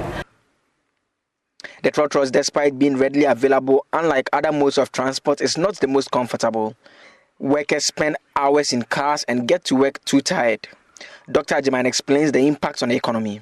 What economic productivity can you expect from such a fellow? So, yes, we can talk about the more tangible, quantifiable numbers in terms of what it will do for people when the rail comes in to alleviate this, what I call the friction of distance, the ills and inefficiencies in our transport systems. It will be, for me, it is immeasurable. The soft part, the intangible. People would have the peace of mind to contribute to the economy once there's a better transport option for them. For now, the journey to Kaswa remains a fear for many. Only time will tell what will change. Will there be other means of transportation? Will the toll booth be removed, or will the road be expanded? My name is Joseph Akable.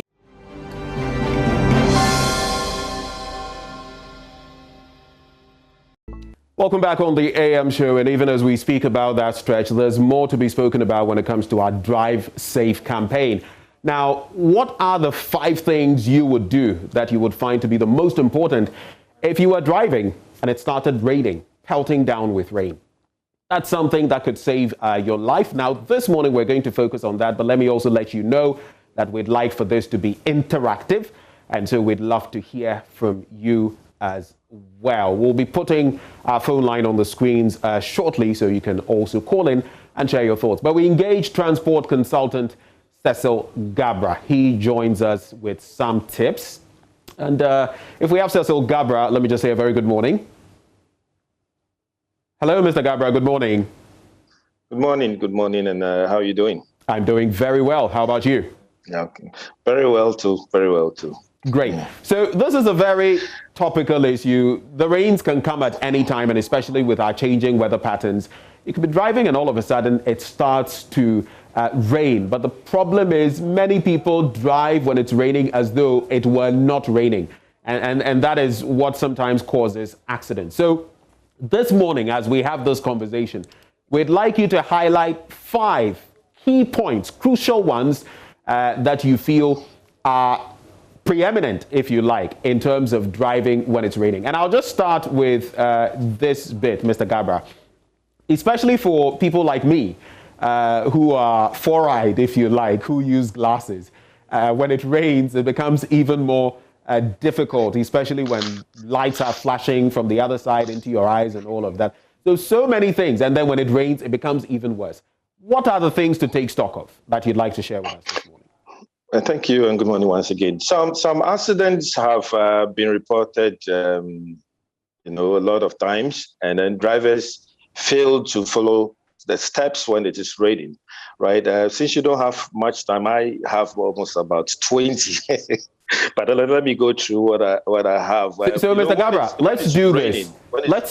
If you can hear me, Mr. Gabra, let's cover as many as possible because you never know whom you might be helping. So let's be brief with them, but let's cover as many as possible and delve into them. Many times. Number 1 is your wiper. Your wiper blades, naturally, your wiper blades must be soft and must be able to clean so well. You need to change them at least every 3 months because we are in Ghana, we are in Africa. It becomes very hard, very brittle, and they may break, right? Just fancy if you're driving and then you put your wiper on, and by the time you look at your screen cannot wipe. That's a big issue. So 3 months maximum, change it. 2, do you have good ties? Mr. Gabra, before you go on, you would have to. Good. My apologies for interjecting, but with each point, we might have to do some follow-up. So I have also found out that sometimes it is advisable to park if you think the rain is pelting too hard. in the case where someone's windshield wipers are not working and it's pouring heavily, you cannot see even 5 meters ahead of you, what would be your advice? To park? Well, of course, the best thing to do is to park your vehicle. You cannot drive when it's raining and then you don't have good wipers. So find somewhere else and park. You must not even move the vehicle unless the rain has totally stopped. If it is a very serious case, you have to go by with public transport because once you cannot see, you cannot drive. So park your vehicles, right? I hope that's quite enough for this explanation. I was talking about tires, which is number 2. You need very good tires. At least your tread limit must not be less than 1.6 millimeters because in driving you have something we call aquaplaning. Water must ooze out in between the treads, and then your tire must always be dry so that you can have the contact, that's the braking effect on the road, depending on the type of road anyway. When it's asphalt, it is much more better. Right. 3, take your time naturally when you're driving. Okay, there's nothing like slowing down. You actually need to slow down because the road becomes very, very slippery. And then you know what? The most dangerous part of the race is that when it is drizzling, it is it is rather very, very dangerous. The roads becomes very slippery. And remember that one of the most dangerous times is as soon as the rain rather begins, because you have these oils on the road, a lot of oil leakages on the road are there. And then when water touches on, because of the heat, it becomes very dangerous for you to drive on. And if you don't take care, you go on your brakes will not work. So bear in mind that you need to slow down when it begins to rain, rather, right? Don't rush to your destination. Just wait. Continue to wait, and then if the rains are down, you can go, because if the rains are very serious and you are driving, you never know which tree is going to break down. Your headlights, turn your headlights on and help other vehicles to see you. Never drive with your parking lights. Parking lights are meant for parking. Okay, and then in Ghana, when it's 6 o'clock or when the weather is changing, you realize that many people try to put on their headlights by putting on their parking lights on. This is so wrong, and I repeat, it's so wrong. Don't drive with your parking lights when it is raining or even in the evening. You need to put on your headlights on. Your headlights must see up to 40 meters, that is your low beam, and then your high beam must see up to 100 meters. If you don't have it, just go to DVLA. You pay, I think it's about 32 cedis for it to be adjusted. So turn your lights. Keep a firm grip on your steering, okay? Whilst you are driving, you need a lot more of concentration. Then keep your radios and so on off. You need to listen to the sound of your vehicle. Give yourself more space. Add 1 or 2 extra seconds of concentration because you never know what is in front of you. Now, you also need to follow the vehicle in front of you when it's raining. And then remember that all of you are driving at a certain speed, very slow speed. You don't need to drive at the first, a very faster speed. So slow down, don't drive too fast. And never drive in floods. When you see any flood water, don't drive into it. It's so tricky. Never think you have a 4x4 vehicle and then you can go through. Look, if you want proper training on 4x4, you come to me, I'll teach you. 4x4 is not an amphibian. It is for a purpose. And if it is water, you don't drive through water that has got current underneath it. When it's raining, it is always dangerous for you to drive when you see deep water because you have a 4x4, forget about it. Right? A lot of people have lost their lives. In worse conditions that are you are not able to drive in the rain, the best thing to do is park your vehicle. Right. Park your vehicle and then wait till the rains go down. So wipers are very important. Coming back to it, please make sure you change your wipers every 3 months because it is not any good thing. I'm done. Okay, so I'm going to highlight some of the points you made, and maybe let's start from one of those you ended with, driving through flood water and all of that. It's a risk a mistake a lot of people make, and it has cost us a number of lives. But what should be your reaction, especially when you're on a stretch? It may not be flooded, but it has a lot of puddles of water here and there. What should be your reaction when driving on such a stretch when it's pelting rain? If it's a saloon vehicle, just keep off. Don't try at all. But if you know the road and it's a 4x4, that even you need what we call a recce. That's a military term for the military. If you can get somebody to do your recce by walking through the water to see whether it's so clear to drive and you are reducing the 4x4, then you will change to your low gear. A lot of people don't even know how to change that gear. You don't touch that gear when you are driving. You have to put it on neutral. The rest of it, that's my trick. When you come, I'll teach you for a little fee, right? So if you are driving the 4x4, never think that it's an amphibian and then you've seen water and then you can just drive through. No, you don't do that. Better still, there's always current, some current under the water. Don't try to drive. Park your vehicle. Save your family, save your lives. Make sure that you arrive alive in one piece and not in pieces. That is my best advice. Don't drive through floodwaters. Okay, let's take apart something that you've not mentioned, but I think it's equally relevant. Heavy braking. Now, some people, though it is raining, they still speed. And in speeding, you'd notice that, well, the traction of your tires and everything is affected. Now, you realize that all of a sudden there's a car ahead of you and there's the likelihood of smashing into the rear of that car. How dangerous is heavy braking when it's raining?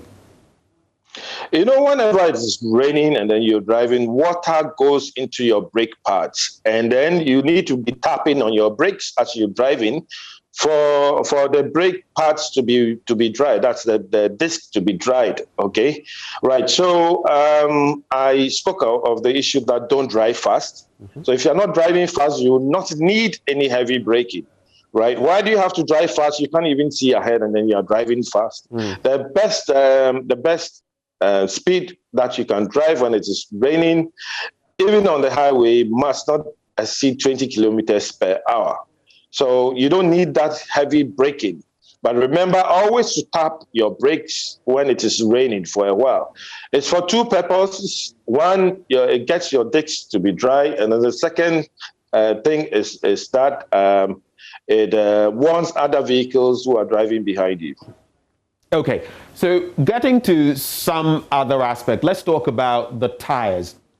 Before this conversation, I got into some matters, and I think I heard you mention aquaplaning. But hydroplaning is also another concept, and it appears when you are going at a certain speed, over 30 miles per hour, and if certain things happen, if your tire does not have enough traction, some people use a tire for so long and don't change it, and you'd see that the tire has worn off. How dangerous can it be in terms of skidding or whatever? What should be the average that a person should be going at in terms of speed?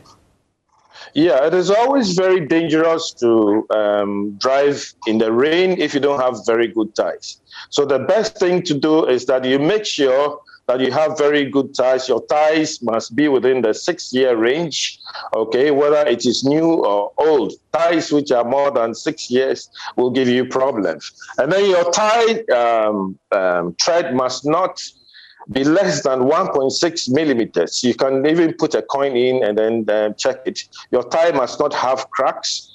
Your tire must be good enough because definitely if your tires are not good, your braking system will not work. And just like I said, the tread limit is very important, 1.6 millimeters.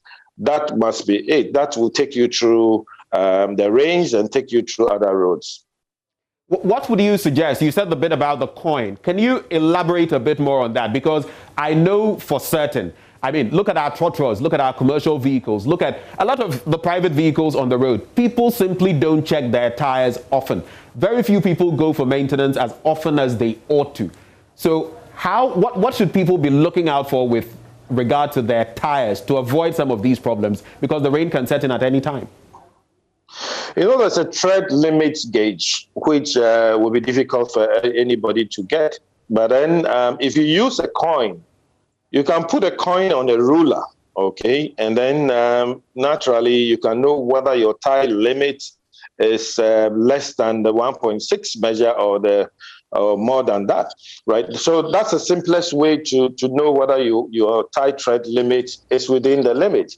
However, you must have very good ties. Like I said, your ties must not, I wouldn't like to use the word expire, but from the manufacturing date, it should be within a period of 6 years. And how to do that is so simple. When you check your ties, you can find the dates, the embossment on it, and it is 4 figures at this particular time.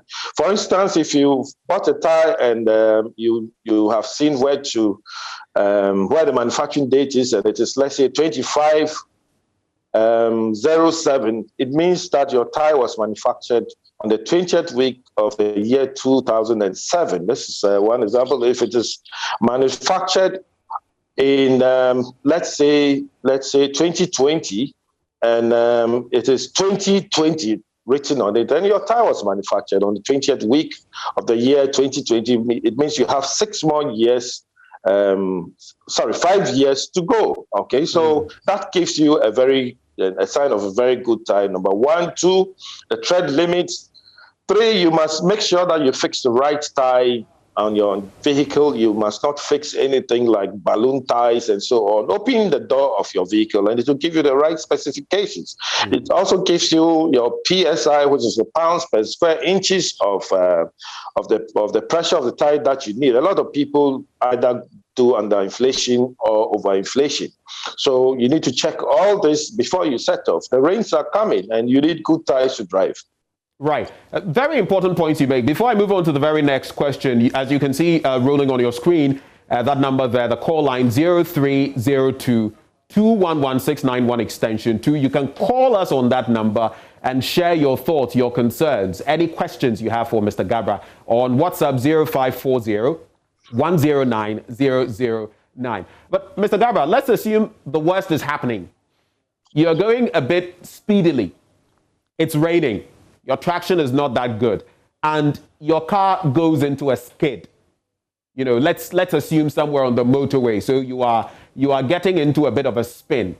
What are the emergency measures you can bring to bear? What is the thing you should be going to? What should you do with your car gears, your shifting, and all of that? Your braking. What should you do?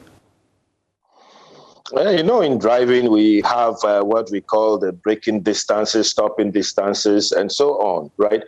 In the first place, I would not recommend anybody to drive at a speed for you to control your gears. Why do you have to drive? Unless maybe it is not raining and then you are skidding off. But if it is raining and then you are skidding off, then it means that you have done something which you shouldn't do, which is speed.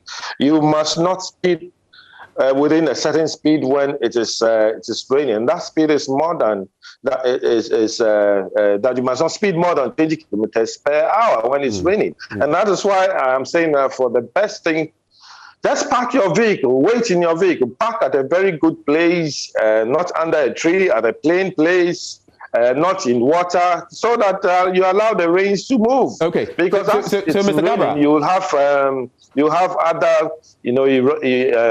erosions, such as the rain could easily wear off the road that you think is a good road. So, right. In any case, if you are driving more than that speed, of course, 4th, 5th speed, 6th speed even cannot help.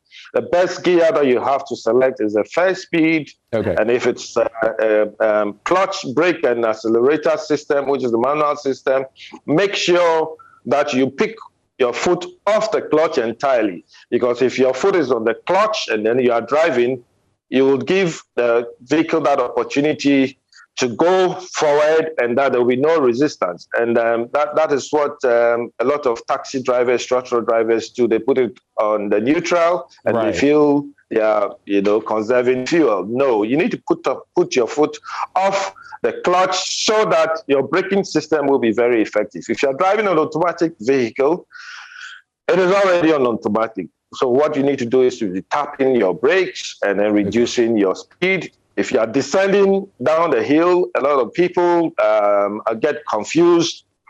that the 1, 2, 3 that is on the automatic car is for speed. No, it is for descending and accelerating at a very serious hill and valley. So when you're going down the valley, you don't drive on the normal speed. You have to drive depending on the valley, the depth of the valley. You select your either second gear of the automatic vehicle, and that must be it.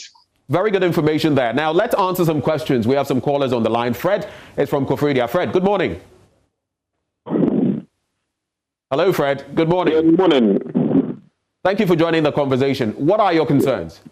Yeah, my concern is about, he spoke about the expiring dates of the ties. Right. Yeah, my concern is that, the manufacturer manufacture the tie based on the foreign standard. Their roads are very good. But comparing to our roads here, if the tie is supposed to last over 7 years or 5 years, and you are using the foreign standard to compare to our standard here, I think the tie cannot do that well in our country here. So based on that, what should we do? Should we reduce the number of years that we are supposed to use a tie in Ghana here compared to? Valid concern. Hold on, Mr. Gabra. We have another caller, so we can just put them together and take that one. Thank you. Samuel from Sunyani. Samuel, good morning. Oh, apparently we've lost Samuel. So, Mr. Gabra, we can go ahead and address that concern. Yes, if you are purchasing a tie and then you see the inscription C, please don't purchase it, because C are not meant for Ghana. They are meant for Europe, as they drive in winter and very different weather conditions. Mr. Gabra, could you just repeat? If you see what? If you see what? It's meant for Africa. If you see what? Did you say C? Yes, C is meant for winter. Okay. And therefore, you must not bring it to Ghana. Right. You must buy the tie with the inscription A, and that's why you need a lot of education on it. A is meant for Africa, for rough and difficult terrains. It has the inscription A. Or better still, you look for M+S, which means mud and snow. That's very current. Right. Now, ties within a period of time degrades. I mean, rubber degrades. So ties, whether you buy it new, and then I remember when I was a little boy, my dad would say, look, I bought a new tie, so go and keep it under the bed. That is so wrong. As soon as you purchase a tie, you have to start using it. And the manufacturing date is there. If, for instance, if you bought a brand new tie and the tie has got the inscription, manufacturing date, let's say 6 years ago, that is 2016. Okay, that means that you have only 1 year to use that tie. After that period of time, it becomes very dangerous. You have cracks, you have other bulges, and so on, and therefore it makes your life very dangerous. You start having punctures, and so on. So ties rubber in ties within a period of time degrades. So go in for the fresh tie with the inscription 2021 or 2020. And after that period of time, please change your ties. Don't wait for them to change you. You need to change your ties within that period of after 6 years, because they'll give you problems. Okay. So remember again, C is for snow ties and A is for summer or our dry ties, our dry season, because rubber degrades. Okay, let's take, I have a concern, a follow-up question, but let's take Jacob from Labadi first. Jacob, good morning. Hello, Jacob. Please. Hello. Good morning. Thanks for joining us. What is your question? Okay, my question is, since the rains are coming down, people are going to drive in flats. I want Mr. Cecil to advise us on how to dry our brakes so that when we go through the flat, we will know how to do it. How to what? Dry our brakes. People go through flat. Yes, people go through flat. And after the flood, they do not know what to do. So we want to understand if he has an idea, he can tell us how to do it when we go out of the flood. Right. By drying our brakes. Okay. We also have Kingsley from Bolga. Kingsley, thanks for joining. What are your concerns? Yes. My concerns was about the ties Mr. Garba was just talking about. Right. We've gotten to realize that these winter ties, ties that are not meant for Africa, are everywhere. And I'm very sure if you do a survey, you realize that most of the ties we use in Ghana are not even meant for African conditions. How did these ties get into the country in the first place? And those are what is wasting us when it comes to this waveform. So how do we address such an issue? Mr. Garba, I hope you are noting them down. We have a lot of callers, so we'll just exhaust a few of them before I come back to you. Michael is in Anomabo. Good morning, Mike. Good morning. Your quick thoughts? Yes, my concern is with the secondary accident that happens when there is a crash. You see these drivers, there is this seat, the top of it, they remove it and it's left with only a metal. In fact, most of our cars on the road have a lot of metals in them, exposed metals, which is very dangerous. I don't know, but we are not talking about that. Please, let's pay attention to it too. Thank you. Great, especially in our public vehicles. So before I come to you, Mr. Garba, I also wanted to add, just as I think Kingsley expressed that concern, if that is the standard when it comes to tires, yet, for example, the cars that are imported into the country, a lot of them would not comply with you know, what you are telling us. So what then do we do? I don't know what goes into the compliance from the DVLA and all of that, but what then should people be looking out for? When you see this, does it mean you have to change the entire set of tires if you've imported the vehicle into the country? Yes. The real fact is that the vehicles that we purchase come with their tires, okay? And then you can see the car very nice. And there is a need for you to check the tires to know what tires are underneath the vehicle.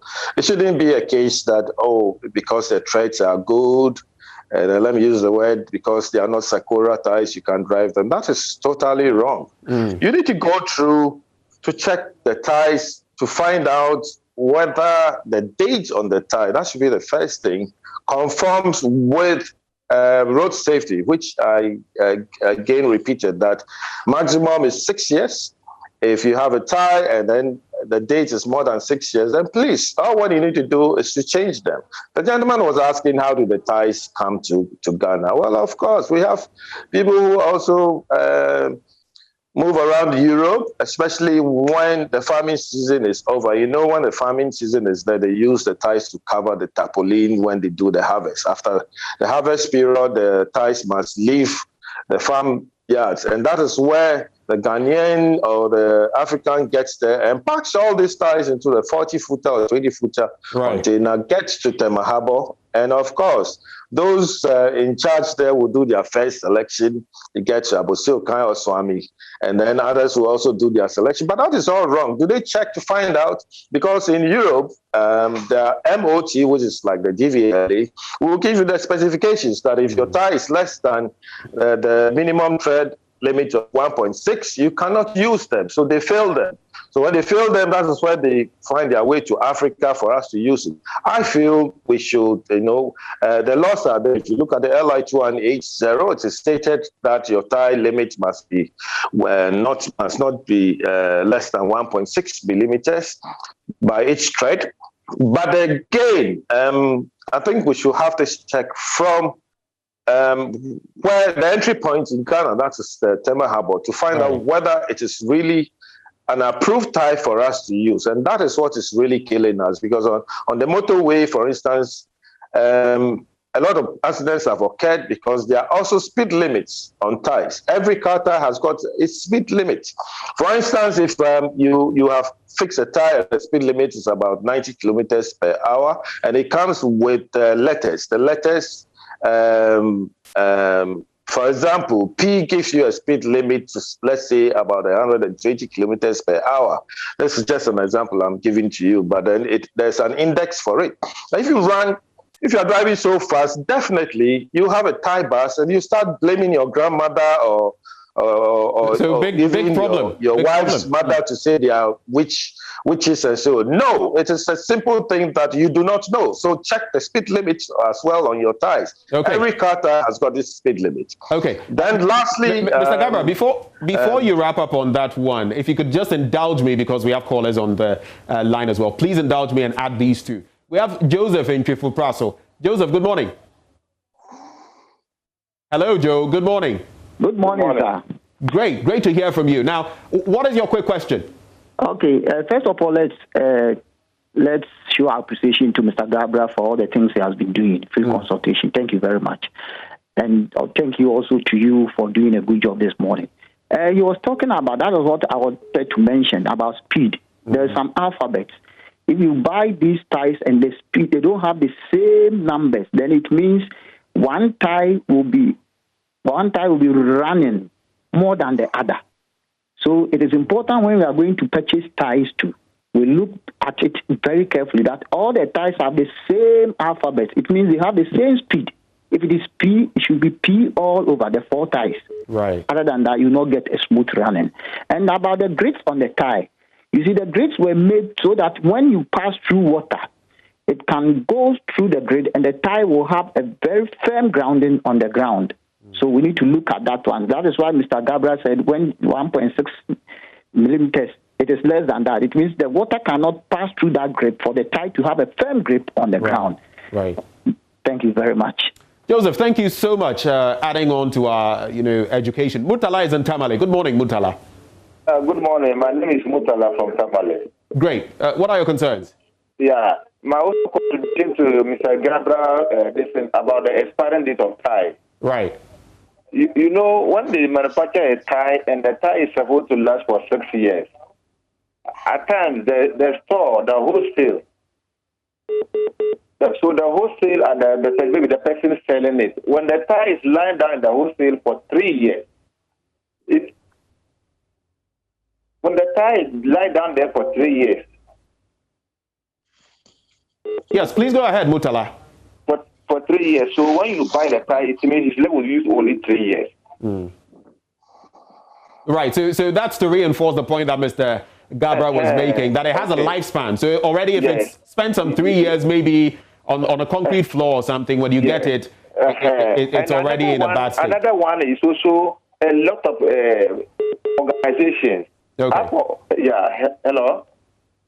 Yes, Murtala, we're listening. Please wrap up. Organization, if this organization, they follow the strictures of the rules and they change their tires in time. Individual people, you tell that you are driving a private man's car, somebody, you tell the person that the tire is one of let's buy tires. The person will ask you to manage.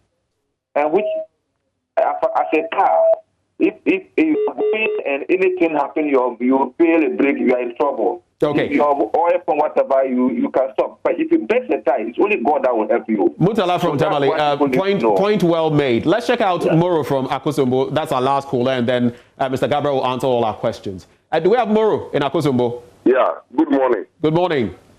Yeah, this is Mr. Moro calling from Akosombo. Sure, please go ahead, Moro. What the man is saying is right. Seriously, keep on doing this way. Because some of our drivers, in fact, if they are driving and you are them, in fact, it's dangerous. But one thing I know about our road, the road is not good. You see, potholes create a lot of accidents. So I beg you, if they can do something about our road, it will help small. Because rain is falling and the potholes is there, you can't say it. So I beg them, if they can do something about the potholes, it will help Ghana. Thank you so much, all of you who took the time to call. Unfortunately, we can't take all the other calls coming through. But over to you, Mr. Gabra. It's up to you now to answer all the questions, and you can sum up for us your concluding thoughts as well. Well, I think the whole thing is whether to use good ties when it is raining or not, okay?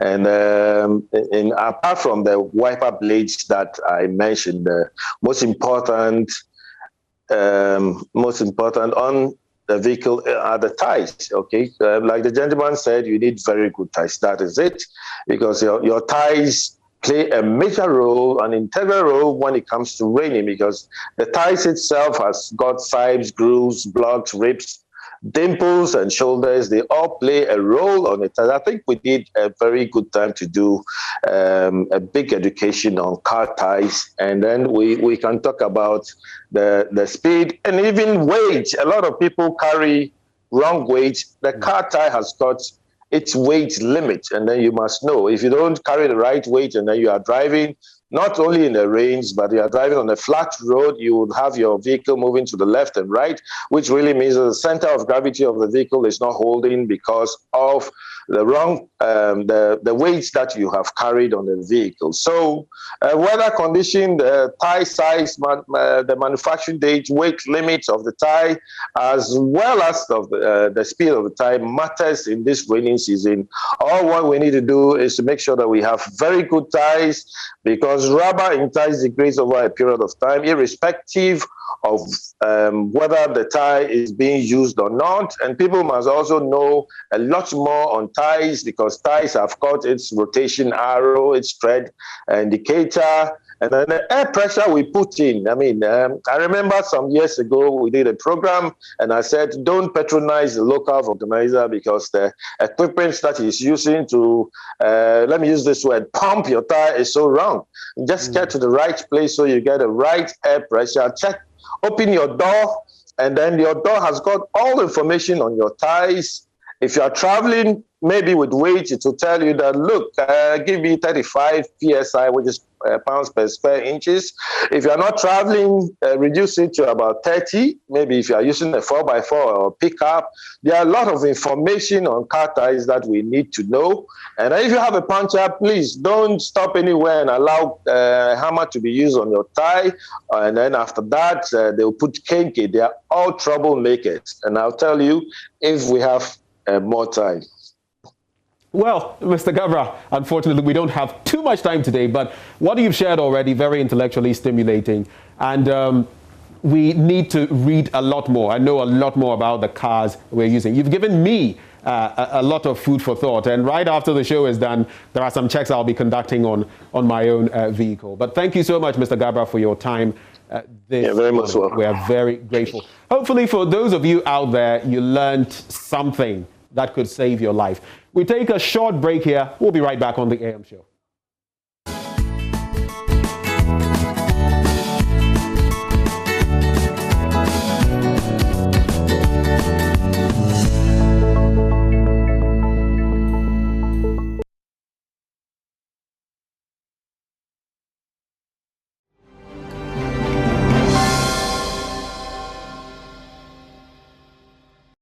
Let's talk about the electricity company of Ghana. And we're not talking doom sober, we're talking about workers, junior and senior staff, some of the workers who are asking that they want their managing director out. Remember, early this month, 9th of April, there was a resolution, there was a press statement released, and that was outlining the issues that they have against their managing director. Just real quick, I want to run through some of the issues that the members of the staff have against their managing director, a man who's been in charge of ECG for about 2 years now.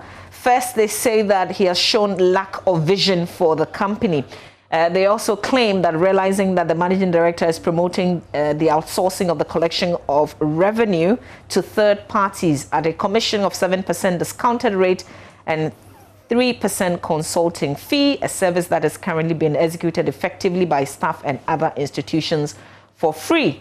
There's been a number of procurement process breaches under the clear supervision of the managing director, according to that resolution.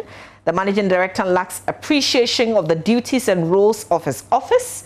The union, that's the ECG union, the staff, decries the alarming rates at which the company's technical and commercial losses are galloping.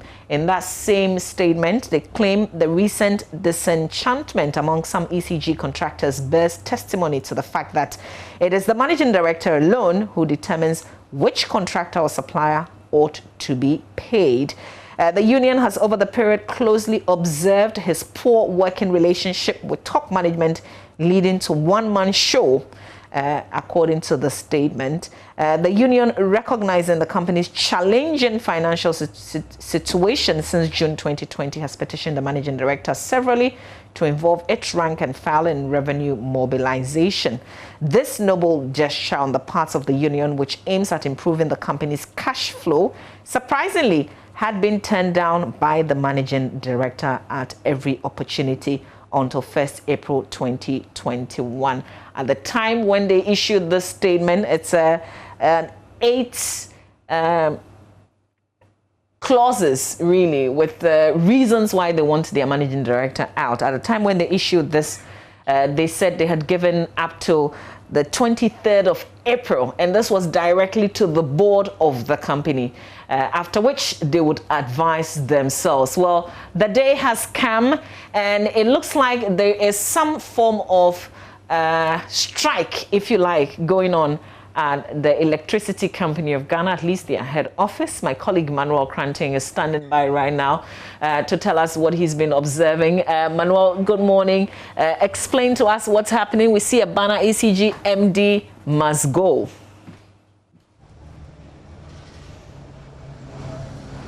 Yeah, so Mamavi, that's the position of the junior and senior staff members of the Electricity Company of Ghana. Well, across the country, all offices of ECG across the country have their staff observing this particular position and expressing same. Well, essentially what we've been gathering from some of the workers who have been speaking to us unofficially is that what they want the managing director, Mr. Kwame Agyeman-Budu, out of office. Well, they level a number of allegations against him, essentially making reference to his inability to galvanize support within the rank and file of the company and make it profitable. They accuse him of running a one-man show, and essentially for them that smacks of inefficiency and ineffectiveness at the high office of managing director of this all-important company. And so the notice went out, and it was to the effect that at 8 a.m. today, all staff members, that's junior and senior staff members of the Electricity Company of Ghana across the country, are laying down their tools in a sit-down strike, just protesting the failure of the board of the company to act on a petition that they had sent to them earlier in the years. That particular petition actually gave the board of the company up until 23rd April 2021. That was last Friday. Also today, for failing to have acted on that petition, the workers are laying down their tools to sort of armstrong the board to, if not immediately act on it, at least give indications of its intention to act on the petition that they brought to it. Well, I've been here for about an hour or so, and I've observed that everything seems to be going on smoothly. This particular building, office complex, is shared between the Volta River Authority and then the Electricity Company of Ghana, so Electro Volta House. Incidentally, though, the Volta River Authority is celebrating its 60th anniversary. And so even though in the same office complex you're having ECG workers protesting the continuous stay of their managing director in office, the VRA section is making merry and as it were, enjoying the 60-year mark as it has reached. We're told that even though the action and everything is going on some of the workers, is that there's a high-level meeting that is currently going on between the leadership of the staff and the leadership of management. We are learning that this conversation is being had around the petition that was brought to the board of ECG on the status and continuous stay of Mr. Kwame Agyeman-Budu in office as Managing Director of the Electricity Company of Ghana. We've not been told exactly what the position of management is going into that particular meeting, but what we know, at least from previous communications from the staff members of ECG, is that they want their Managing Director, Mr. Kwame Agyeman-Budu, out, and that's vividly indicated at the frontage of the facility, if you like, the office complex, boldly written there, ECG MD must go. Well, I've seen that some of the workers have brought out a ladder of a sort in an attempt to try and bring it down. We don't know what exactly the communication is, the reason for which they are attempting to bring it down. But at the time we got here about an hour ago, this was already hoisted right here, indicating the position of the staff members of the electricity company of Ghana. So it waits to be seen really what the outcome of that crunch meeting, we are told, is which is currently going on between the leadership of the staff members and the management of the company. It waits to be seen what the outcome of that will be. And just before even that position or outcome of that meeting will be communicated. Mama, just like you can see, we're seeing an attempt to bring down in the past month or so, and then what we've seen here this morning with our visit to the Electrovolta house, Mama V. Yeah, and Manuel, I remember when you went on a visit to the Pokwase Box Power Supply Station. There was the MD of ECG as well. In fact, he mentioned the areas where they would, in terms of the power outages. Did he comment, or did this issue of his removal come up, and did he say anything regarding that situation? That's a specific question that I attempted to put to him, given the fact that these agitations had actually gone ahead of that visit to the Pokwase Box supply point. But he declined. In fact, his aides prevented me from asking that question. But, it's quite interesting that this same man that they are asking to be ousted from office has been at the front of the conversation around the bulk supply point at Pokwase and even Kaswa. And we know that sometime in May 2021, that's from 10th to 17th May, there's going to be a load shedding, and as it what consumers and customers describe as doom. So that's what's happening. So finally, Mavi, just before I come back to that point, you're seeing it being taken down. What does that mean? We'll just try and get some reactions. I've actually tried to speak to them. They've declined speaking. So they are only carrying out what perhaps would be a directive from higher authorities to take down this signage. But is that an indication of a turn around in terms of positioning of the staff members of ECG? Well, it waits to be seen, because we're told that after that crunch meeting, the press is going to be addressed with the takeaway points from that meeting. But perhaps this is the first step or indication of a turnaround. We are here and we're waiting to see that. Mama, it's taken down and almost gone finally. Just the last leg for it to be gone. We want to find out. Okay, so Manuel, this is what we're going to do. Want the MD gone any longer? Yeah, Manuel, we'll just leave you so that you can stay and monitor and see what comes out of that meeting that you talk about. But for now, we'll let you be. Manuel Kranting is my colleague at the ECG head office, where you've just witnessed a banner being pulled down. This is all part of agitations by some junior and senior staff. There was an executive meeting where they reached a resolution. Amongst many other things, they are making a strong case why the managing director of the company must go. They gave an warning, but he also explains that there apparently is a certain meeting, and so we wait to hear the outcome of that. But this is just developing, the very latest, with a banner with the MD must go being pulled down live on television. You're watching the AM show. We'll take a breather. There will be more updates on what's going on with the electricity company of Ghana.